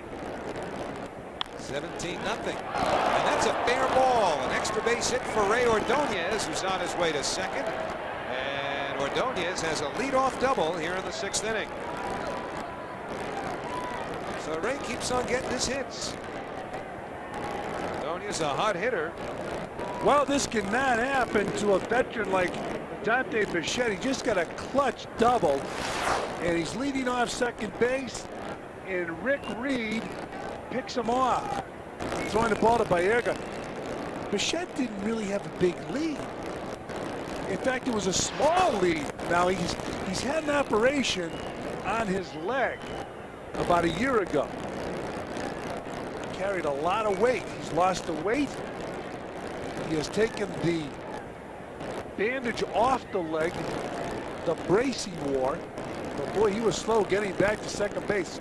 That was a key pickoff, getting Bichette. So Rick Reed, perhaps in a bunting situation here, and he does drop one down, foul, and they had the wheel on the Colorado infield. Charging from the corners, shortstop covered third, second baseman covered first. What about the angle on Bichette here? Well, his lead? It was so short, the lead. He was caught by surprise. I mean, he was 3 feet on. He could have dove back. I don't think Dante wants to hammer that body into the dirt diving back. He was looking at Reed, but was he really looking at Reed? Well, now we got to decide for looking or really looking. I'm telling you, there's no way he could be picked off.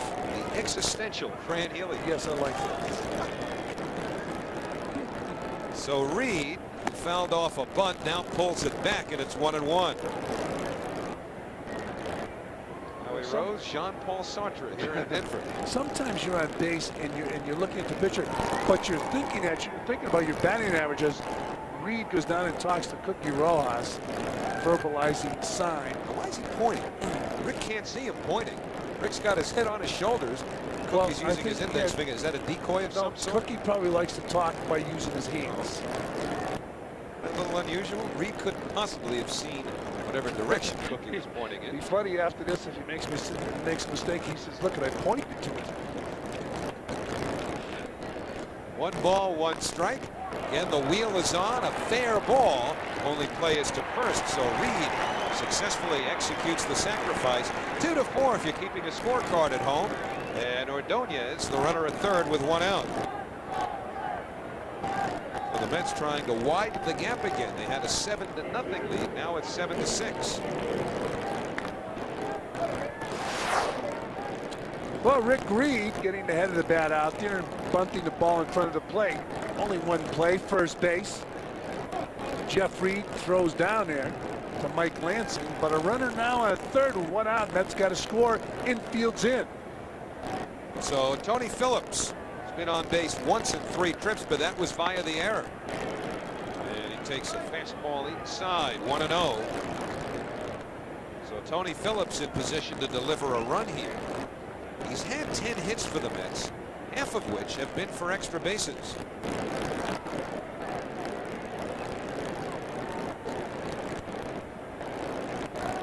One ball, no strikes, 1 out. Anastasio with a breaking ball hits the outside corner.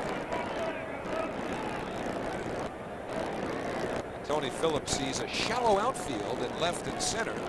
Larry Walker certainly respecting his ability to pull, playing deeper and right. But Bichette and Hamilton in pretty tight, as is the entire infield. And the 1-1 results in a good play by Jeff Reed. Not a bad defensive alignment. How many times would Phillips drive the ball? Usually he hits those line drives over the infield. Percentages are on your side that he'll hit that line drive right at an outfielder. Tony did have a home run off of Alvin Mormon in yesterday's game. You can't set up your defense as you look at Ordonez leading off third. Got to make contact. That's outside, 3-1. Of course, you can drive the ball a long way in this place, even if you're not the prototype power hitter, as Darrell Hamilton showed us. And the theory is, if you drive it, it's going over the fence, so they're not going to catch it anyways. So come in and take the base hit away from the hitter. 3 balls, 1 strike, 1 out. Ordonez leading from third. Estacio deals and it's slash foul. So now the count runs full on Phillips.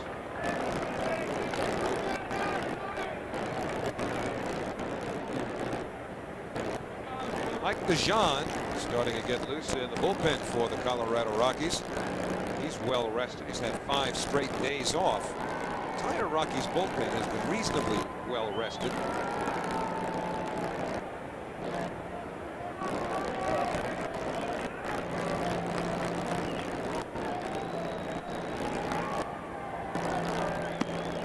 Ball 4. So Phillips on base via the walk, and that puts runners at the corners with 1 out. Ricardo Alfonso will be the batter. Make sure to stay tuned tonight at 1 a.m. for Fox Sports News. Recap all the day's sports activity, all the scores, breaking stories, and highlights right here on Fox Sports New York.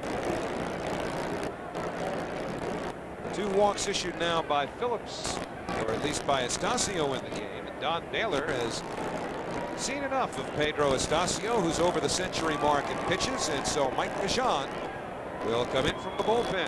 The guy that's been really effective out of the bullpen for the Rockies is Chuck McElroy. Just signed a new 3-year contract. They try to get him into the game whenever they can. He's been used as a middle reliever, but the most effective pitcher out of their pen. So Mike DeJean will answer this omnipoint call to the bullpen. It comes in the 6th inning with 1 out, 2 on, and the Mets leading 7-6. Hello? Susan, it's Fred. Hi. Are we still on for tonight? Indeed. I have reservations at Chez Joseph. Really? That place is always booked. Well, Shay's a personal friend of mine. Pick you up at 7. Okay, so, do you look as good as you sound? OmniPoint, 100% digital, 0% hassle. Get $179 Ericsson 388, the latest in digital wireless for $49. Since Armageddon hit, there's been a lot of this going on. Even a little of this.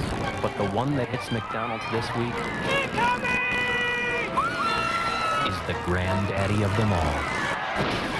Catch this summer's other blockbuster, a Quarter Pounder with Cheese Extra Value Meal. Think that's big? For just $1 more than the price of the Quarter Pounder with Cheese Extra Value Meal, get supersized fries, a supersized drink, and a double Quarter Pounder with cheese.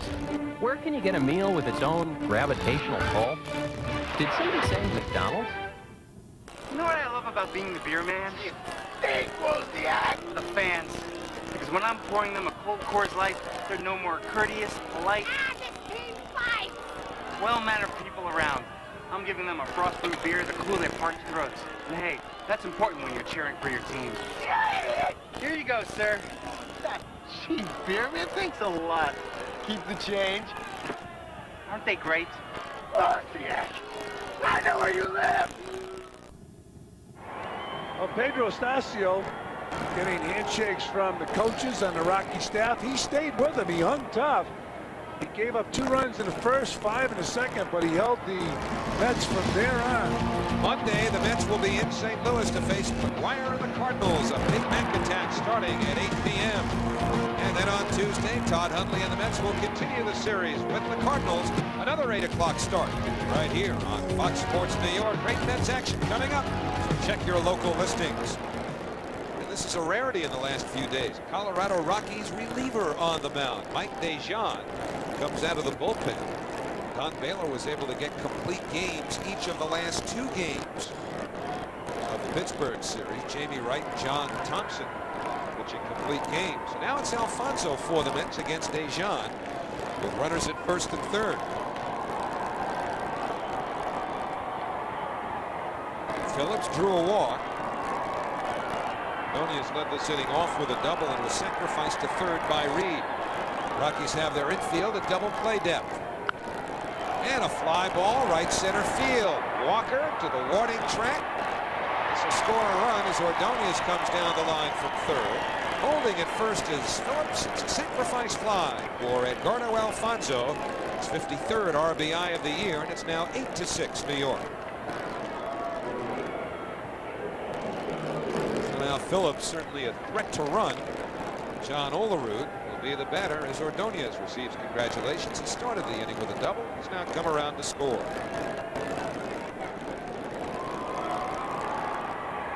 Olerud's picked up a point on his league-leading batting average tonight with that bases loaded, bases clearing double in the second inning.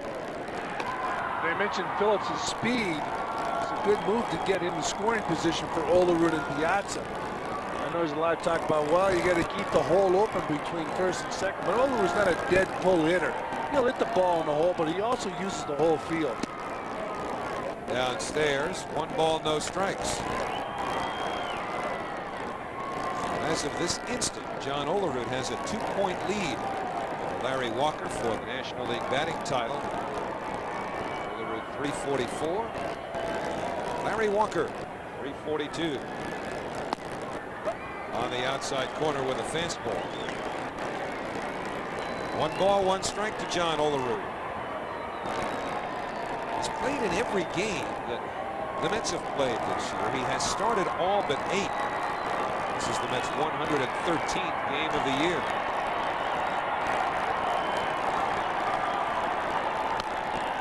Fouled away. 1 ball, 2 strikes. Boy, that's an overlooked statistic. If you can get a productive player to play every game, he's a valuable asset offensively and defensively. Even his presence on the field is valuable. When he's out there, he told Bobby Valentine early in the year, I want to play every day if it's possible. You got a meeting with him, probably a quiet meeting knowing John.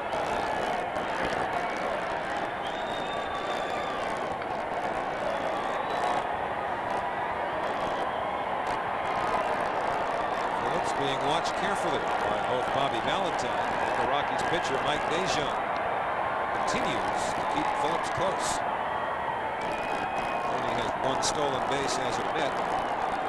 Acquired 1 week ago tonight at the trade deadline of the Toronto Blue Jays. Phillips running. They pitch out, and Phillips is thrown out by Jeff Reed. So the Rockies worked and worked and worked on Phillips, and they guessed right. 1 run, 1 hit, nobody left. So Olerud will get a fresh start in the 7th inning. We're in the middle of the 6th. The Mets by 2. Picture this scene. 6th inning. As the spring continues to spring. Vinny Castilla, Todd Helton, and Mike Lansing will do the batting for the Colorado Rockies against Rick Reed. Gave up 4 runs on 5 hits in the 5th inning. 2 runs and 3 hits the inning before, after facing the minimum through the first 3 innings. He starts off Vinny Castilla with a pitch down and low, down and in for ball 1. Well, Rick Reed is laboring now, so I'm sure Bobby Valentine and Bob Apodaca won't stay with him too much longer. He's going to have to be almost perfect now. Fastball on the outside corner, 1-1. Of course, the problem, the Mets bullpen, they have had their problems lately. Turk Wendell has been most effective. Greg McMichael and Mel Rojas, who had figured to pitch at this juncture of the game, have really struggled. And Castilla hits it deep left center. This one's got a chance. That ball is 1 hop off the wall in play. Castilla flirts with a home run, settles for a double.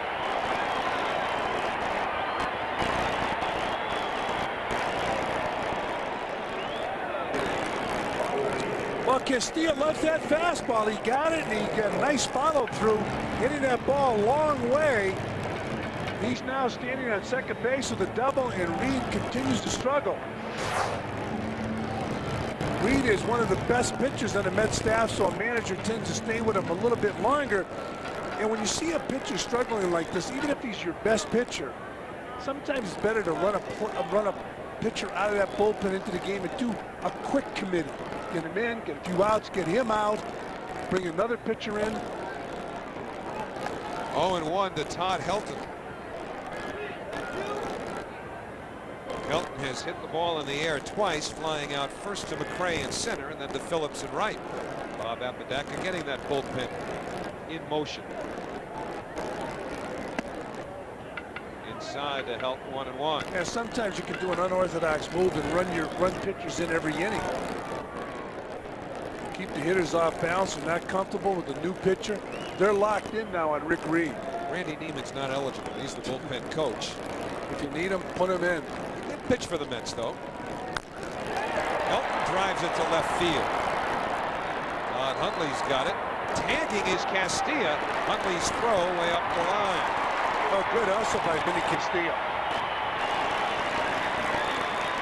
Sure, they had a clubhouse meeting and said Todd Huntley's coming off of elbow surgery. Now the Reed is being hit hard. It started with the 5th inning and Mike Lansing hitting a hard double in the right field. Darrell Hamilton taking a fastball over the wall. Larry Walker base hit in the center field. Dante Bichette, Tommy hawking a fastball into the gap in right center field. So the Rockies are locked in. Vinny Castilla has hit the ball hard this inning.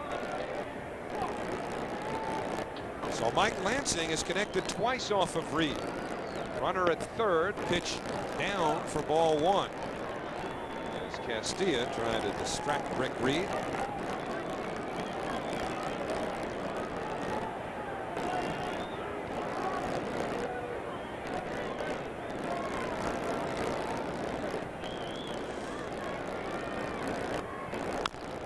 The right side, Olerud fakes coming to the plate. Castilla's got to go back to third. What a play. I'll tell you, it would have been a bang-bang play at the plate, but Olerud with the fake stopped Castilla. You know, I don't think Olerud was going to throw to the plate. Here it is. Ball's hit hard at Olerud. Now he's playing deep at first. Catches ball. Look at now. It looked to me like he stopped in. When he faked, Castilla stopped, but he had a big jump off third base. Look at how far down the line Castilla was when he stopped. Good move by John Olerud. Good defensive move. So Castilla still the runner at third. Now there are 2 men out. Jeff Reed, the batter.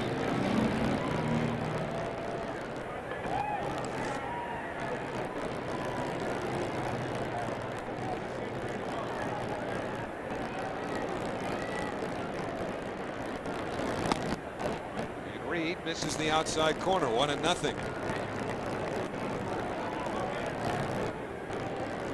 Rick Reed, 2 outs here in the 6th inning, got into trouble early when Castilla doubled off the base of the center field fence. Ismael Rojas loosening up.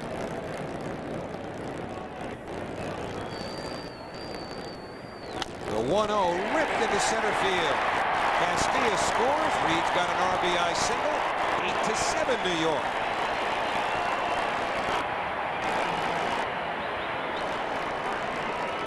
Hits now for the Rockies off of Rick Reed.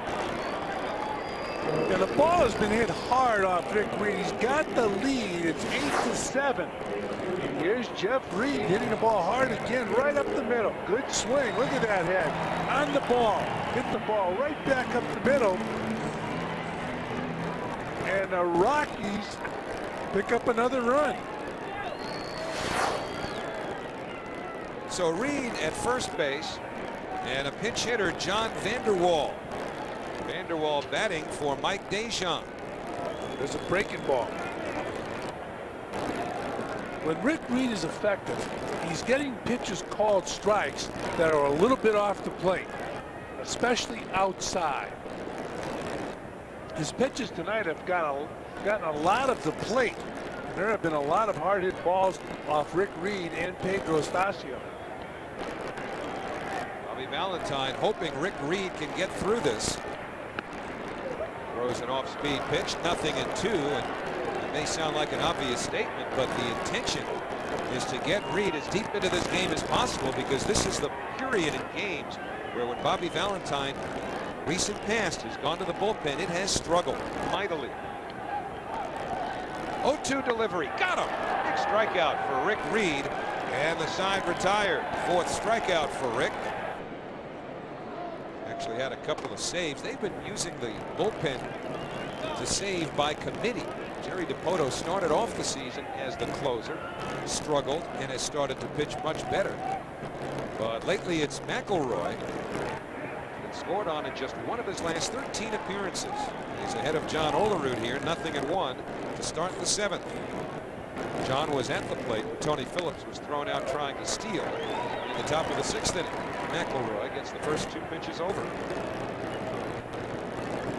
John still at 344, extending this inning streak tonight to 21. He's 3 shy of Hubie Brooks' record, Mets record, that is.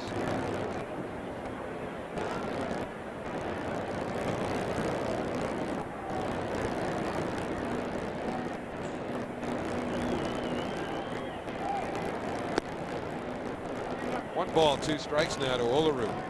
Rick Reed not happy with his outing tonight, but that's what Coors Field will do to a pitcher. As Darryl Kyle. 1 ball, 2 strikes. It's since April 9th. That's how long you have to go back. Last time Rick Reed gave up 7 runs. That was in Chicago.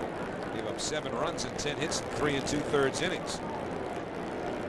He's the pitcher of record on the winning side as Olerud takes the change upstairs. 2-2. Missed by much. Well, you be the umpire. That ball was high. Still 2-2 on John Olerud.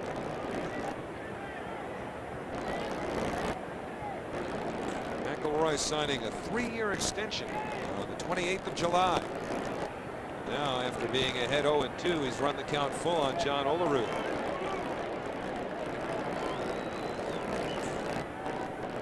But McElroy's been around. Olerud fouls it to the left field side. McElroy breaking in with the Phillies in 1989. Pitched 2 years with them, then went on to the Chicago Cubs for 3 years. Pitched 2.5 seasons with Cincinnati before going to the Angels, and that's where the Cubs went. Well, that's where the White Sox went shopping for him last year. Now on to pitch for the Colorado Rockies, his first season in Denver. And he just recently signed a 3-year contract with the Rockies. He's impressed him so much. Olerud's making him work. Payoff pitch in the air to center. Darrell Hamilton still getting used to the Frisbee effect here in Denver. 1 man away. And Mike Piazza. And we'll take a look at our Dodge drive of the game. We go back to the first inning. Piazza hitting the home run over the left center field wall. Just flicking that bat out there and picking up a 2-run home run. Mets need him to drive another one. So they need another car, another Dodge drive of the game. Can you have two? Ooh. 0-1 now to Mike. 66 RBIs, 20 home runs on the year. Batting average back up to 310. He struggled on the homestand. 8 hits, 34 at bats. This ballpark can get a lot of hitters healthy. 0-2 though on Piazza. It's all the Denver people were talking about. I say the Denver people, meaning those who cover the Rockies, people around the ball club, wondering if the Rockies will be able to put together an offer for Mike Piazza. And he hits it hard the other way, but foul. He loves to hit here. He's got some great stats. Who doesn't? That's a good point. He put on quite a display in batting practice. What kind of difference did you notice? Even, I mean, it was the minor leagues. What kind of difference did you notice? Well, you put the ball in play, especially in that Mile High Stadium. That ball's hit well to left center. Chasing Bichette towards the warning track, and that's in for extra bases. So Piazza now is a triple away from the cycle. He's got a homer, a single, and a double.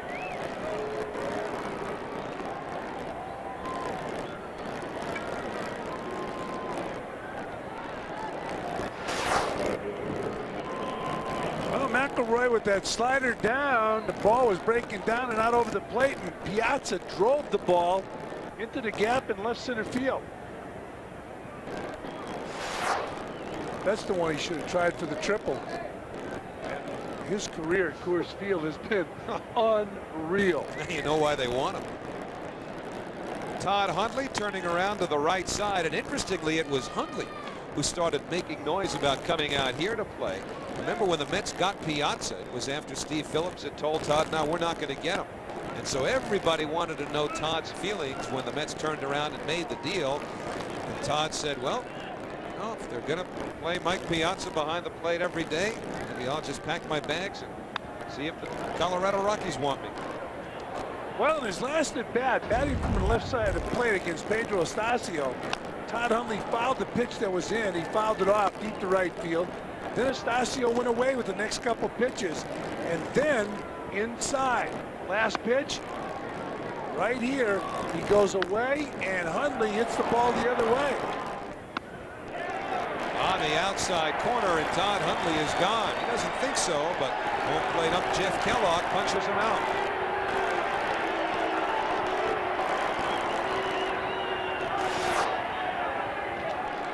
Well, it could have been outside, but we've seen pitches further outside than that called strikes. I thought it was a strike. So with 2 out, Brian McRae. In the air to left, right at Dante Bichette. And the side retired. So the Mets failed to score, wasting a 1-out double by Piazza. And yesterday, bullpen struggle. Jeff Kent hitting the first pitch of Dennis Cook over the right field wall, and Shea, a 3-run dinger. Same inning, Charlie Hayes taking Greg McMichael over the left field wall. But the Mets went on to win that ball game. And Mel Rojas is in here now. He's going to pitch for the Mets as we go to the bottom of the 7th inning. It's 8-7. The Mets on top of the Rockies.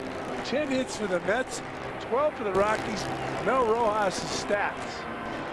And we know how Rojas has struggled. Last time out, he did pitch 2 innings, giving up just 1 hit against the Giants. It was in Wednesday's game. And right here, he's got Top of the Colorado batting order, Darrell Hamilton, followed by Nafi Perez and Larry Walker.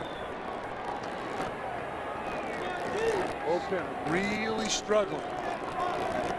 And as you just saw, too, they have given up some big, meaning significant, as well as in terms of distance, home runs, never mind all the base hits. So Mel Rojas in a situation here where it seems like every time Hamilton lines it foul, you know, every time, whether it's Rojas or McMichael, those two in particular, and Wendell lately, who has responded to the challenge, we say the same thing. Here's a chance now in this case for Rojas to take a step forward in Bobby Valentine's thinking, because really he just kind of shuffled them based on how they've performed, and mostly they have performed poorly. Chopper, fair ball. Harris quickly over towards the line, and that'll hold Darrell Hamilton to a leadoff single. Yeah, you have to take advantage of your chances when you get them, although most pitchers don't want to get a second chance here at Coors Field. Hamilton, after hitting a long home run in this ball game, hits this ball toward third base down the left field line.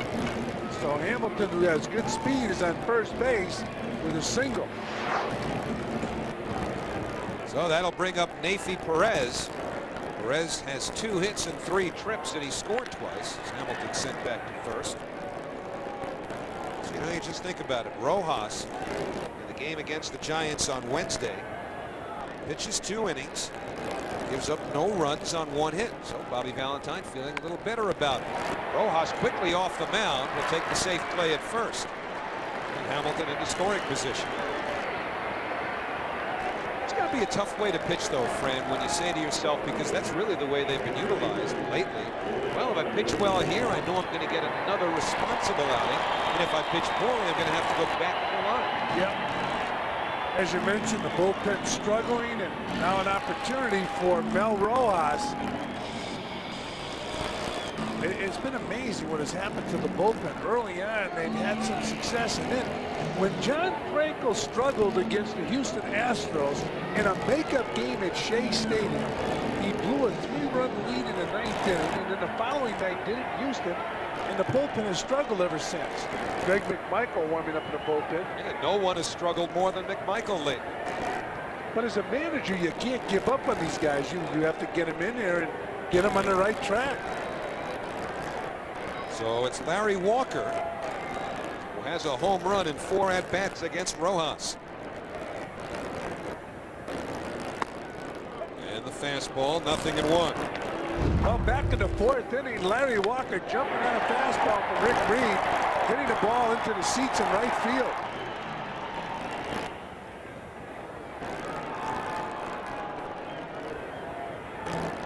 That was Larry Walker's 15th home run of the season. Way upstairs with a fastball, 1-1.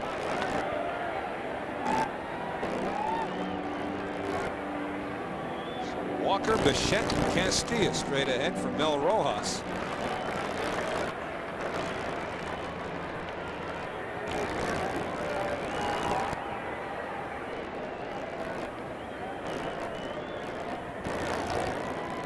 And a quick look sends Hamilton scrambling back to second. The Mets have been involved in some pretty good ball games over the past couple weeks. Here's another one. 1-1 delivery, foul back. At least Walker not getting around there, and so Rojas with the advantage of all and 2 strikes.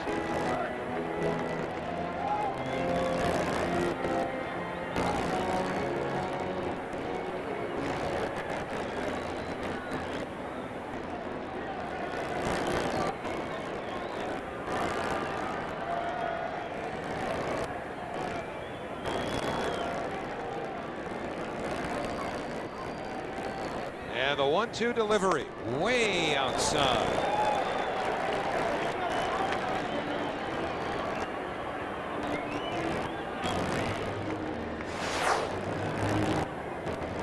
And Mel Rojas is way off target, overthrowing that fastball. Piazza wanted it away. Rojas almost threw it to Boulder.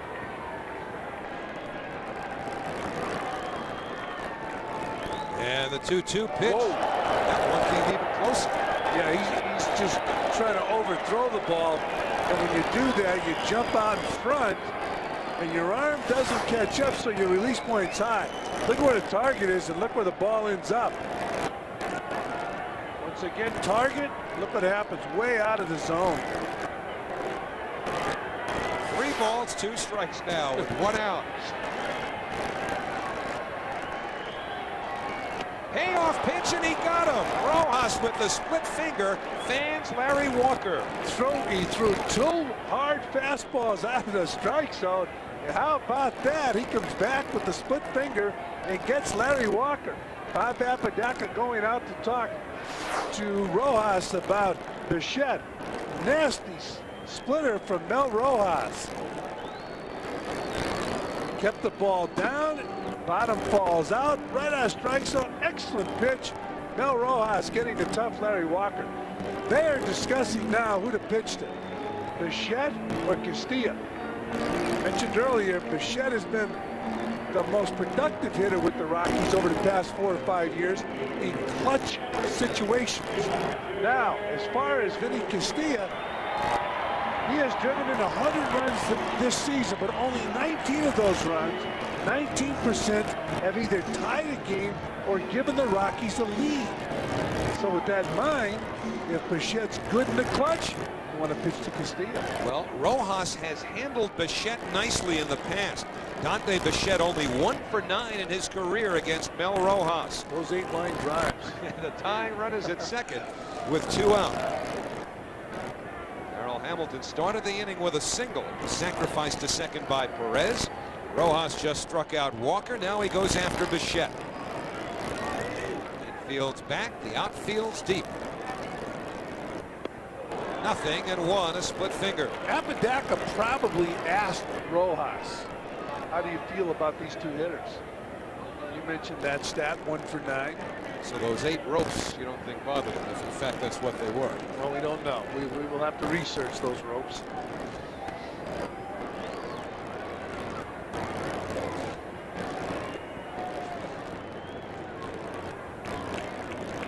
The 0-1 fouled back, got in on his hands. So advantage Rojas, 0-2 with 2 outs. Now you saw Rojas throw that splitter to Larry Walker. You just thrown the fastball by Bichette. Catcher has to think, do I waste the fastball, throw the splitter, or just go to the splitter?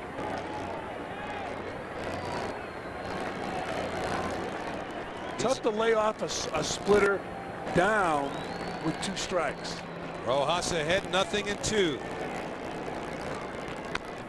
And Bichette just did get a piece of it. That's 2-strike swing, protecting the outside part of the plate.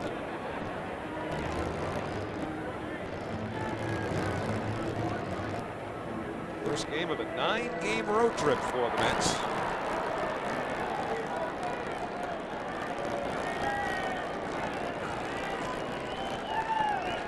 The next 2 at Coors Field don't figure to be a whole lot different than this one. Seems to be every game in this place goes around the same way. Rojas didn't want the first one nor the second. Now he's on the same page with Piazza. And the 0-2 to Bichette. In the air, center field. Ryan McRae is there, and Rojas pitches out of it. Mild trouble for Rojas, gave up a leadoff single. Hamilton got no further than second base. So an important 3 outs for Rojas, and at the end of 7, the Mets continue to lead by 1. Man on the left, the Rockies manager, hit by a pitch more often than anyone in either league. Manny Minoso held the American League record, and former Met Rod Hunt the National League mark. And Hunt's successor by about 32 years at second base, Carlos Baerga, takes a strike from Chuck McElroy as we start the 8th. Ron Hunt traded after the 66th season, so it's been that long. Actually, that trade helped set the Mets up for the 1969 championship. Hunt to the Dodgers for Tommy Davis. A year later, Davis to the White Sox for Tommy Agee. And a long throw for Vinny Castilla. Baerga's retired, 1 man away. So 1 out. Ray Ordonez coming up. Mark McGwire and the St. Louis Cardinals will show up at Shea for a couple of doubleheaders. August 20th and August 21st. For tickets, call 718-507-TIXX. That's 718-507-TIXX. Boy, that should be something. 2 doubleheaders with McGuire in all 4 games. Shea Stadium should be rocking. Big Mac and Big Shea. Meantime, the Cardinals scored 16 runs tonight, and McGuire had nothing to do with it in terms of home runs. Did drive some runs in, but not with a long ball, so he is stuck on 45. 1-1 to Ray Ordonez.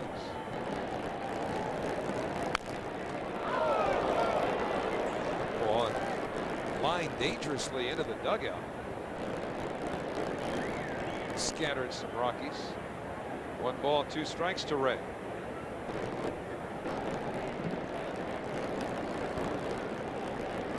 Dwyer went 1 for 4 with a couple of ribbies. Fuck, Eddie pinch hit from late in the game. I bet the fans were happy about that.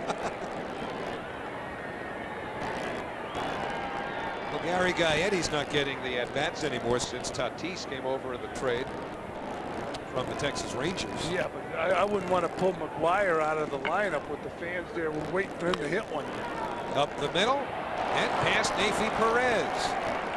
And that should go as a base hit for Ray Ordonez, the 11th for New York. You can tell your buddy Tony La Russa all about that when the Cardinals come in. Tony's got to play McGuire all 4 games in New York. I'm sure he will. You and Tony go back a long way. We'll play against Tony in the minor leagues. Good second baseman in the Oakland A organization. Here's Ray Ordonez picking up another hit. Neifi Perez, a good defensive shortstop, but lacks the range of Ordonez. So does everybody else.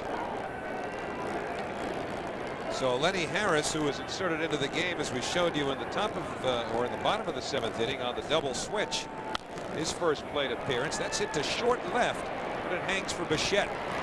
Almost overran it. Hustling back to first is Ordonez, 2 men away.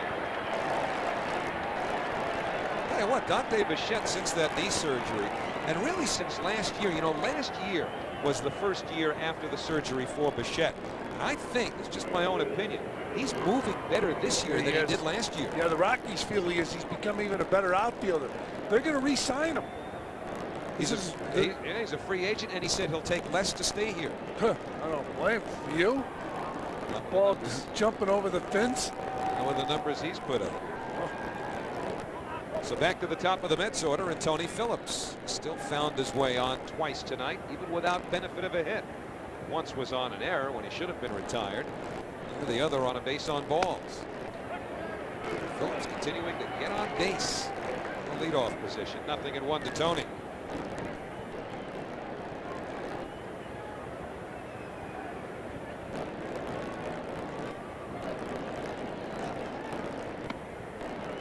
Fastball away from McElroy, and that evens the count, 1-1. Dave Veers loosening up in the bullpen. With those 2 complete games back-to-back the last 2 days, Don Baylor has a lot of options in his bullpen, well-rested options. Fouled away by Phillips.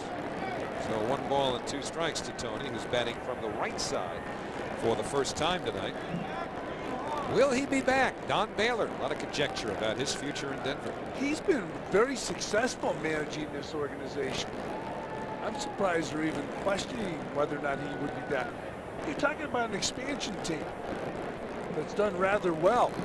You know, that name, though, just has a different meaning than it did, say, when the Mets were an expansion team because of the money these guys spent. Yeah, I understand. But you're still talking about building an organization from scratch. Got him into the playoffs their 3rd year.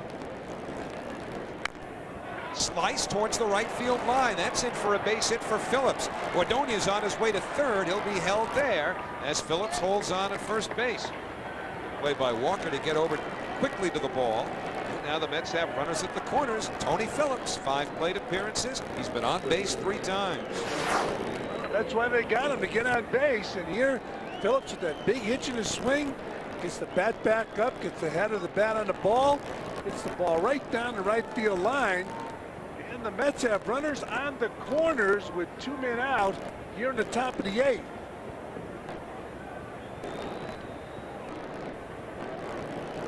So Don Baylor out to the mound, and the result will be a new pitcher for the Colorado Rockies. Dave Veers had been warming up. He's warm. Comes on to do the pitching for the Colorado Rockies with Edgardo Alfonso coming up.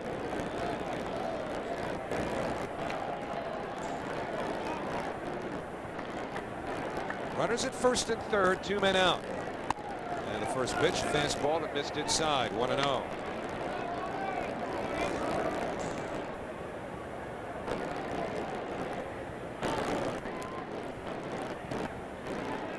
Last time Veers pitched, he was clipped for 3 runs by the Pirates. That was on Tuesday night. Ordonez trying to distract Veers. Steps off, so Alfonso steps out. It's Phillips leading from first with Ordonez at third. 2 men away. On the outside corner with a slider. 1 ball, 1 strike on Alfonso. He's got a couple of hits.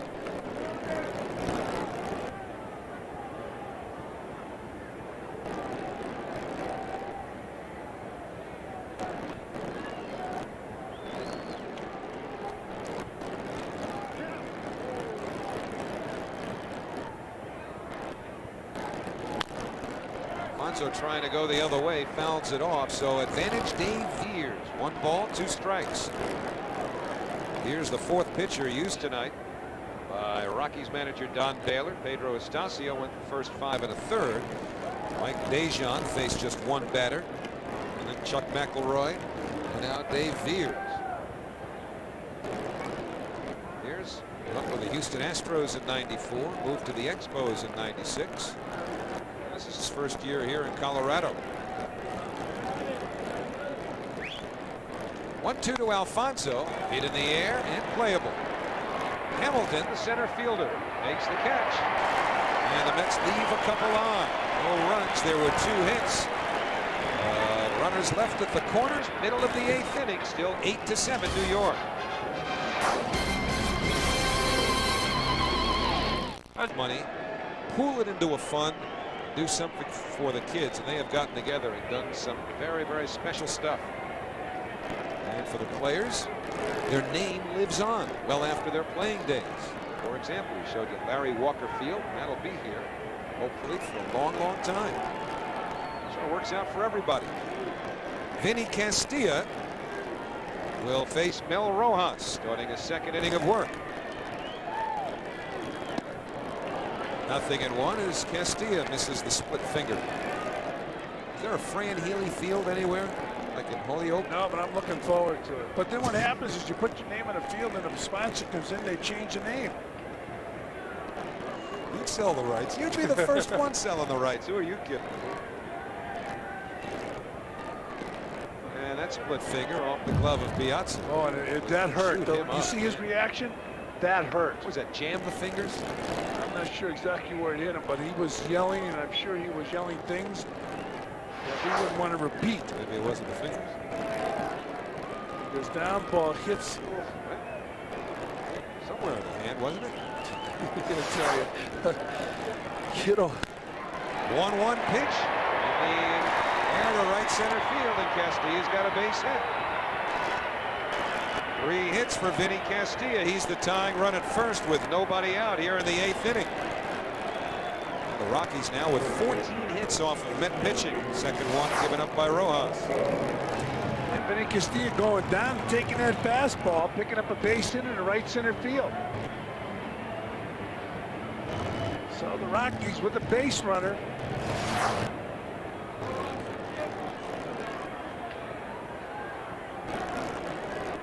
Don Baylor's seen this stuff often.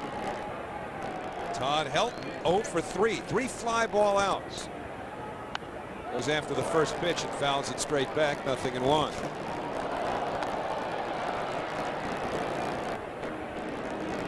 Helton and Kerry Wood, leading contenders for the Rookie of the Year award in the National League. Helton got into 35 games last year. 93 at bats. They were able to protect his eligibility. Helton from Knoxville, Tennessee, went to the University of Tennessee. And that's on the inside corner, 0-2.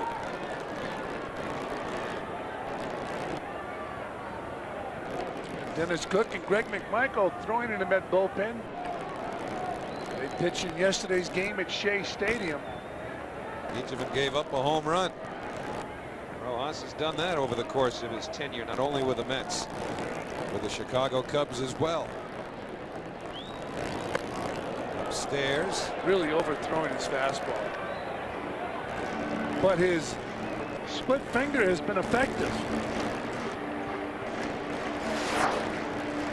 Imagine what this guy's going through. Rojas throws that fastball way up high.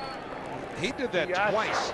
He did that twice to Larry Walker before striking him out on the 7th with a split finger. There's the split, and Helton stays alive.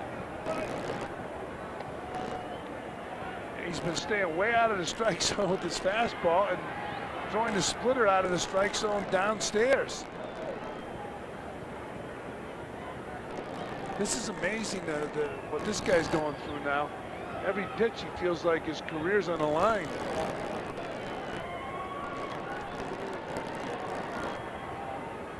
And the 1-2, well, this looks mighty familiar, doesn't it? And this is the same sequence as he used against Larry Walker. He might have a formula here. Throw it over their head, get them looking up, and then get them with the pitch down. See if they go with that splitter.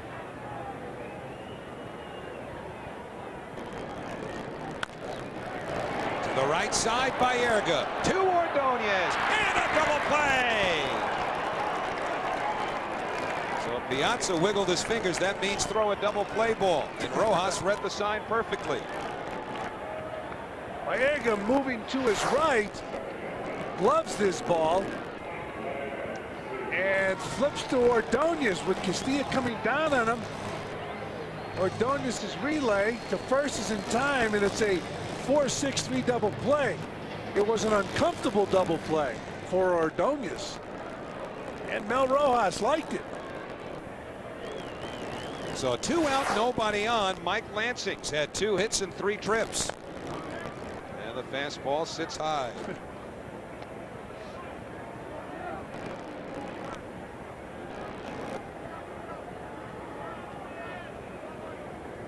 Rojas trying to make it 2 scoreless innings in each of his last 2 outings, and he's got a chance here.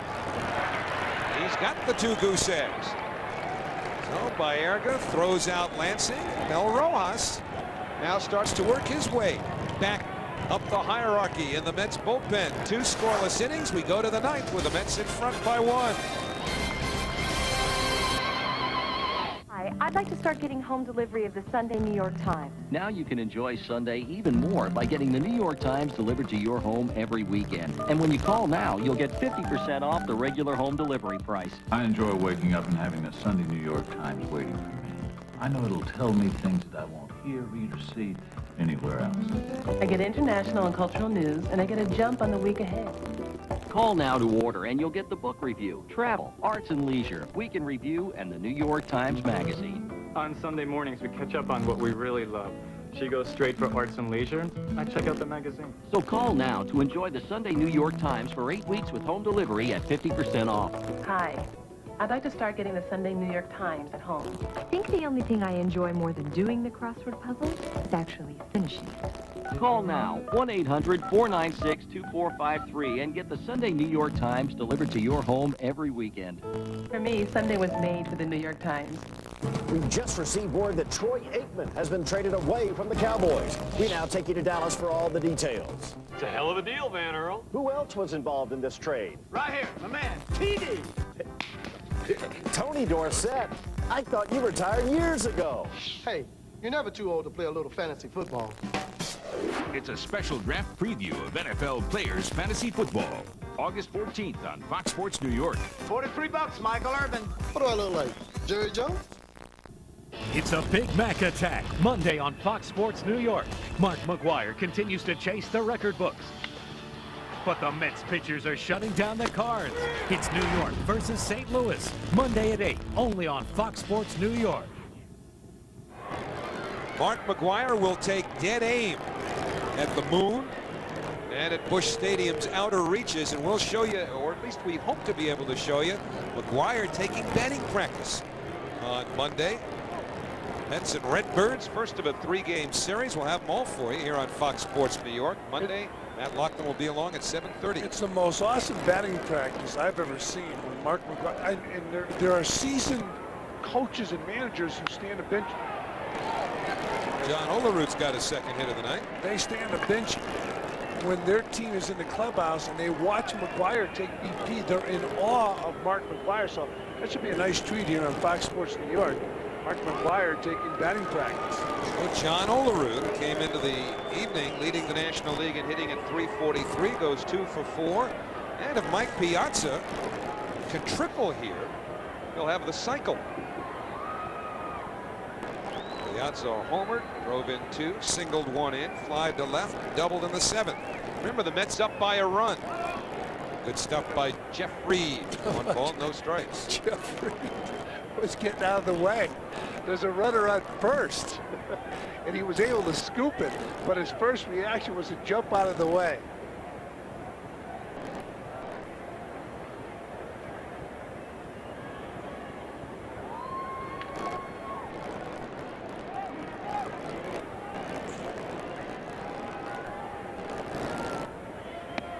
Inside with a fastball, 2-0.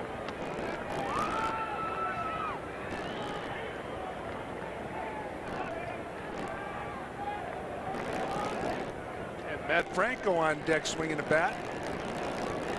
Huge hit in yesterday's game at Shea Stadium. It's Mel Rojas' spot in the lineup. Piazza fouls it off, 2-1.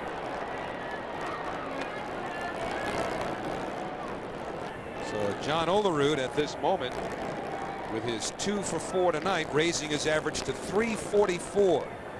Just a fraction away from having enough decimal points or digits to get the .345, 47 hundredths.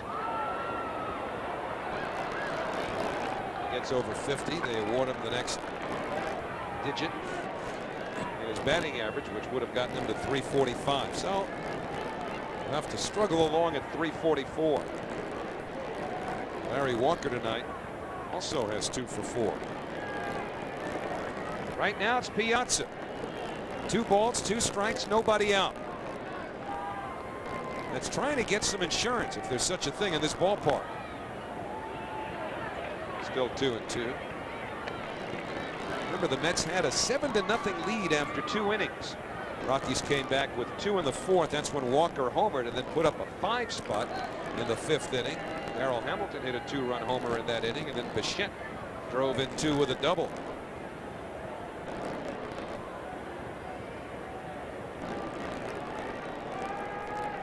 2-2 to Piazza.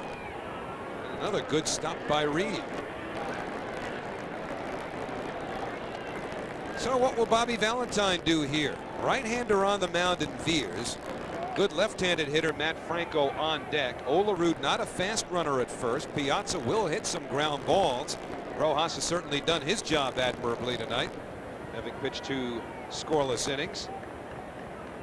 So will Olerud be in motion? Try and at the very least stay out of the double play. And Piazza usually makes contact. He is running. Piazza does make contact, but he fouls it off.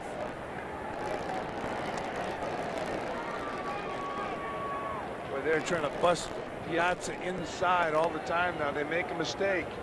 He causes a lot of damage. Hit a home run in tonight's game by just one-handing the ball over the left center field fence. Rojas flashing signs to John Olerud.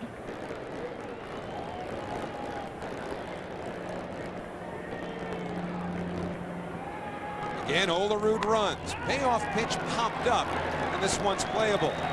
Todd Helton, the first baseman, foul territory, 1 out. When they made the good pitch, they got in his kitchen, and they got Piazza to pop the ball up. So Bobby Valentine will send Matt Franco out as a pinch hitter for Mel Rojas. Piazza takes a 3 for 5 back to the dugout. So Matt Franco Had a big hit yesterday as a pinch hitter. And he was batting in Piazza's spot yesterday. Bobby Valentine used a double switch. And in the 9th inning, Matt Franco ended up batting in Mike Piazza's spot. Bounces one, a fair ball. They've got a tag play now at second, and the double play is complete. So Franco on the first pitch bounces into a 3-6 double play, and the Mets do not score here in the top of the 9th inning. No runs a hit, nobody left. Bottom of the 9th, Mets leading by 1. Our Delta Airline upcoming schedule. Mets on the road now. This is the first of 3 in Colorado. Now keep in mind right here, Monday, Tuesday, Wednesday. That's when Mark McGwire will be taking BP. You know, Ralph was right about the circuits. I gotta practice them. And I probably should have done that. I think one would have sufficed. Yeah. Well, Mark McGwire, and we're gonna have a special feature on Monday. We're going to have a shot of Mark McGwire's batting practice. If you want to see something that is awesome, tune in and catch some action of Mark McGwire taking BP. Although he is, right now, I'm sure going through some tough times, at least on an emotional level, trying to catch first Ruth and then Maris. Well, Terry Schuppert will be the pinch hitter for Jeff Reed as we go to the bottom of the 9th inning, and John Franco on to do the pitching for New York. 1 ball, no strikes to Schuppert. It's 8-7 Mets. As Terry Schuppert got a pinch hit home run earlier this week at Pittsburgh. Back up there as a pinch hitter. Fouls it back. 1 ball, 1 strike. You know the story on Franco by now. He had struggled mightily during the month of July, signed his contract extension a few days ago, earlier in the week at Shea Stadium. It was on Tuesday. As you look at Schumpert's numbers this year, minimal though they are. And Franco had a rough time on Tuesday.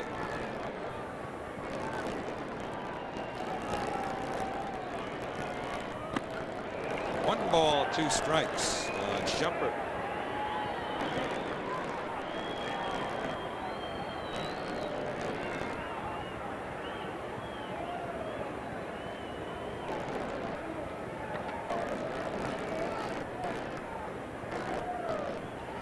Dead fish. They'll check it at first. No swing, according to Kerwin Danley.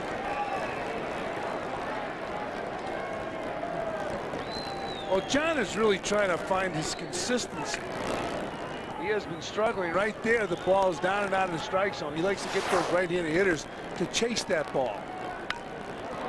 Broken bat, foul ball.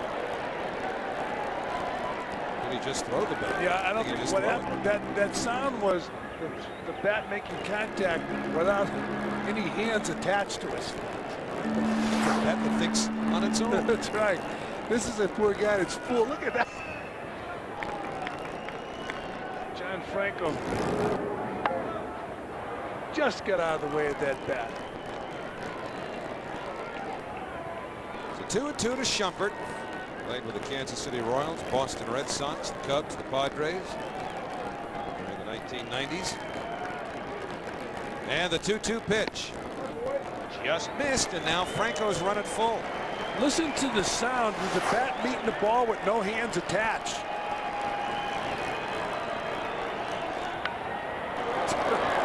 Poor John Franco.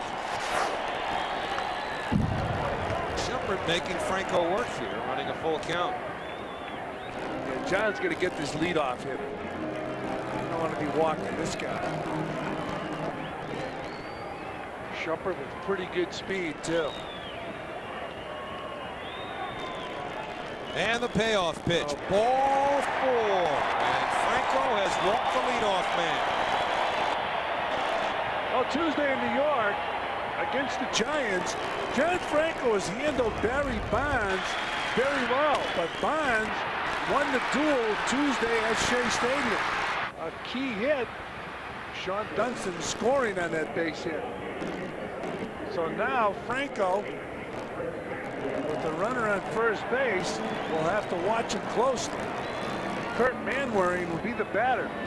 Manwaring known more for his defense than his offense. The Rockies had Derek White out on deck to pinch hit until Shumpert reached base. So now it's Manwaring. How will the Rockies play it? Alfonso at third base. Going to take a couple of steps on the grass. They try to sacrifice in this tie game at home.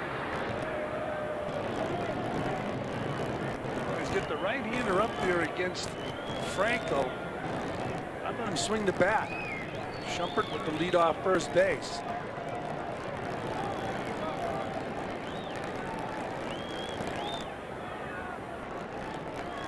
He does square. And Franco may not get anybody. And he recovers in time. Good play by John Franco to stay with it. Well, somebody called second base, and John was thinking second base. The ball dropped out of his glove, but luckily he was able to retrieve it and get it to first in time to get Manwaring. The call is from the catcher. Franco jumping up and all set to throw to second, couldn't get the handle, and he got Manwaring at first. John Olerud could have called that play also, because Franco's back was to the runner. But he's able to retrieve the ball and get the runner at first. Darrell Hamilton, the batter now. He's got 2 hits, including a home run. Mets lead by a run. We're in the 9th. A strike on the outside corner. Franco walked the leadoff man. Almost found himself in a first and second nobody out situation. Hamilton wearing number 12, formerly still worn by Dusty Baker, the manager of the Giants, and that's why Hamilton wears it. That's a strike, 0-2.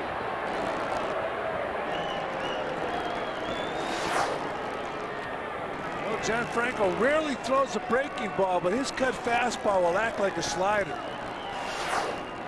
Does not throw a curveball to anybody. Franco has seen Hamilton once. He has struck him out once. He's ahead here, 0-2. Just missed. What's the difference between that pitch and the pitch before that pitch?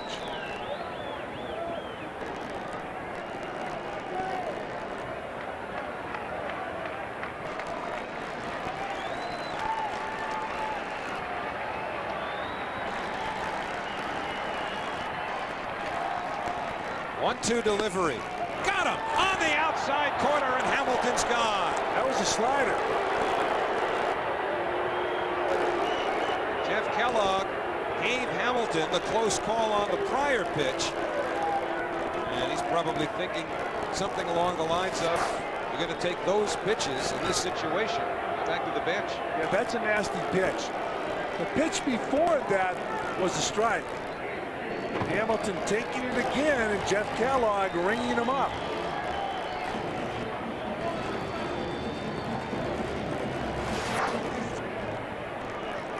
Well, Hamilton still hasn't gotten over it. Kellogg had quite a few things to say as well.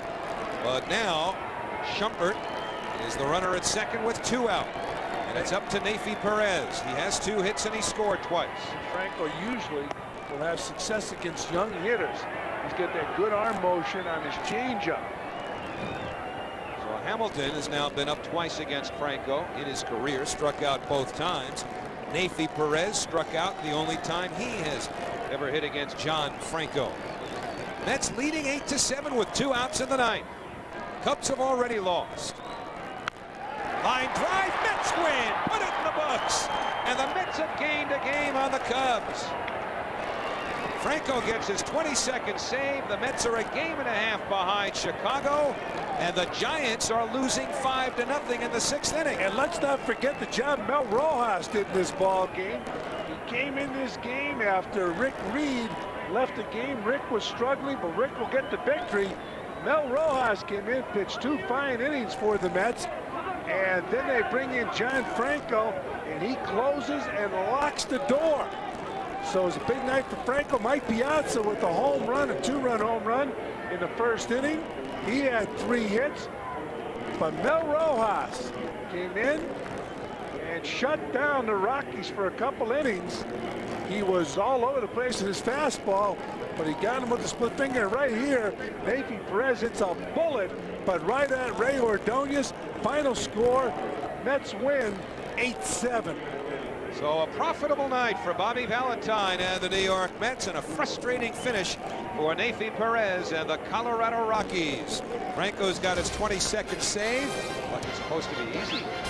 And the Mets have won the first game of this 9-game road trip.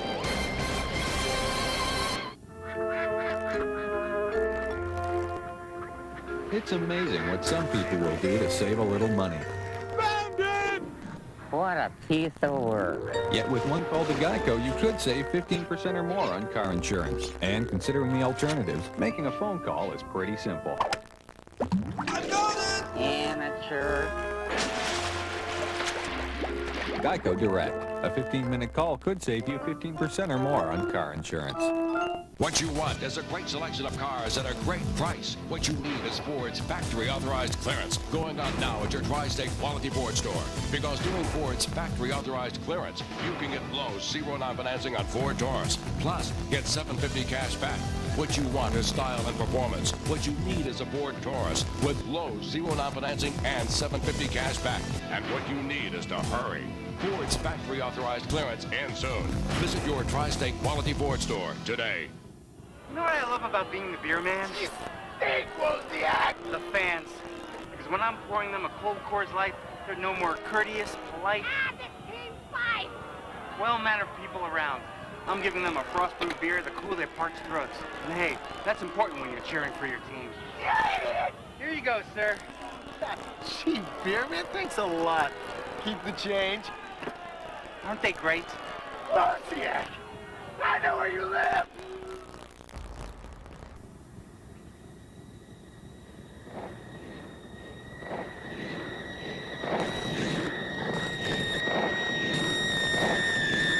Having fun yet?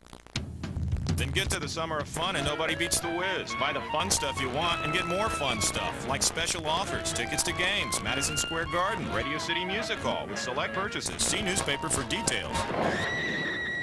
Nobody beats the whiz, a Cablevision company. New York Mets baseball has been brought to you by Nobody Beats the Whiz Home Entertainment Centers, by Frost Brewed Coors Light, who reminds you the three most important words are, hey, beer man, and by the 68,000 professionals at Delta Airlines.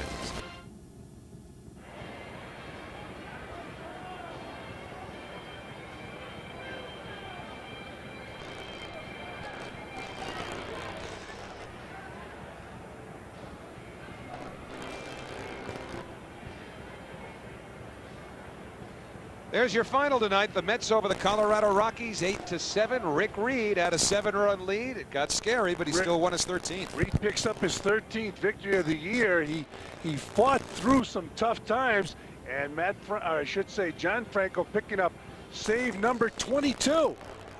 Pretty typical of a Coors Field game, something of a hairy ending. Let's talk about it. Matt Loughlin standing by with John Franco.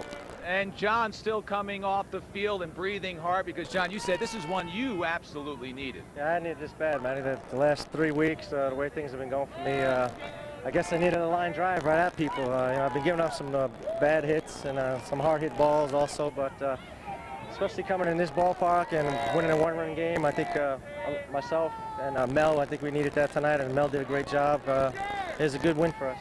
No question about it. The Mets with a chance to pick up ground if that San Francisco score stands up. Let's talk about what happens after the leadoff walk. Sacrifice attempt there. I guess Piazza's yelling, go to second initially? Well, the way it came back to the mound, it came back pretty fast off the plate, so I thought I had a pretty good shot, but hit me in the heel of the glove. Then I dropped it. I said, oh, God, that's the main thing is just try to get an out there. Good thing we got an out. And then, I threw some pretty good pitches to Hamilton, strike him out. But, once he dropped the ball, I said, oh, here we go. But good thing a catcher was running. Well, man wearing in a pinch hitter's role. Then you talked about the good pitches to Darryl Hamilton. Yeah, these are all fastballs out over the outside corner. Mike sent out with the two seamers that start away and then come back. Now, that last one was kind of close, but I'll take it. The way things have been going for me, I'll take anything right now. And as you mentioned, the game ends on a line drive right at Ray Ordonez.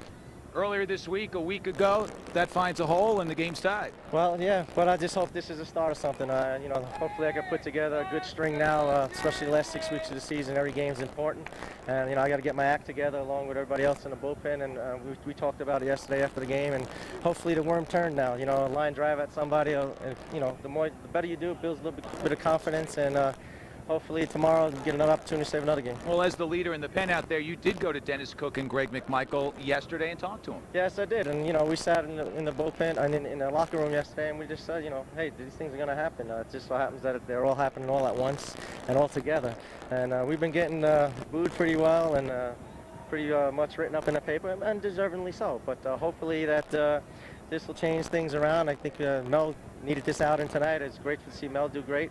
And now hopefully I can turn this around. It's only one good out, and, you know, maybe 3 or 4, then I'll say things are turned around. But I'll take the first step right now. All right, John, it is a start, no question about it. Congratulations. Thanks, man. John Franco picking up his 22nd save, and maybe, fellas, in fact, the worm has turned for the bullpen. This is the first step of a movement forward. Well, the Mets did take a positive step tonight, Matty, not only with their win, but also with the Cubs losing. And so, with the Mets completing an 8-7 victory over the Colorado Rockies, John Franco certainly figures in to our Coors Light play of the day, and it happened in the 9th inning. A leadoff walk to Terry Shumpert, a pinch hitter. Kurt Manwaring also pinch hitting, a sacrifice. So Franco almost lost the play altogether, but stayed with it. Got Manwaring by a shade at first base for the first out of the inning. Mets would hold on and win, and so they're getting closer. Percentage points ahead of the Giants as we speak. Look at the loss column, though. The Mets ahead of San Francisco, and the Giants are trailing as we speak. 5-0 to the Braves. That game's in the 6th inning. The Mets can be 2 ahead of the Giants in the loss column if the Braves hold on. And the Mets have already tied Chicago in the loss column for the wild card lead. Chicago now just a game and a half in front of New York.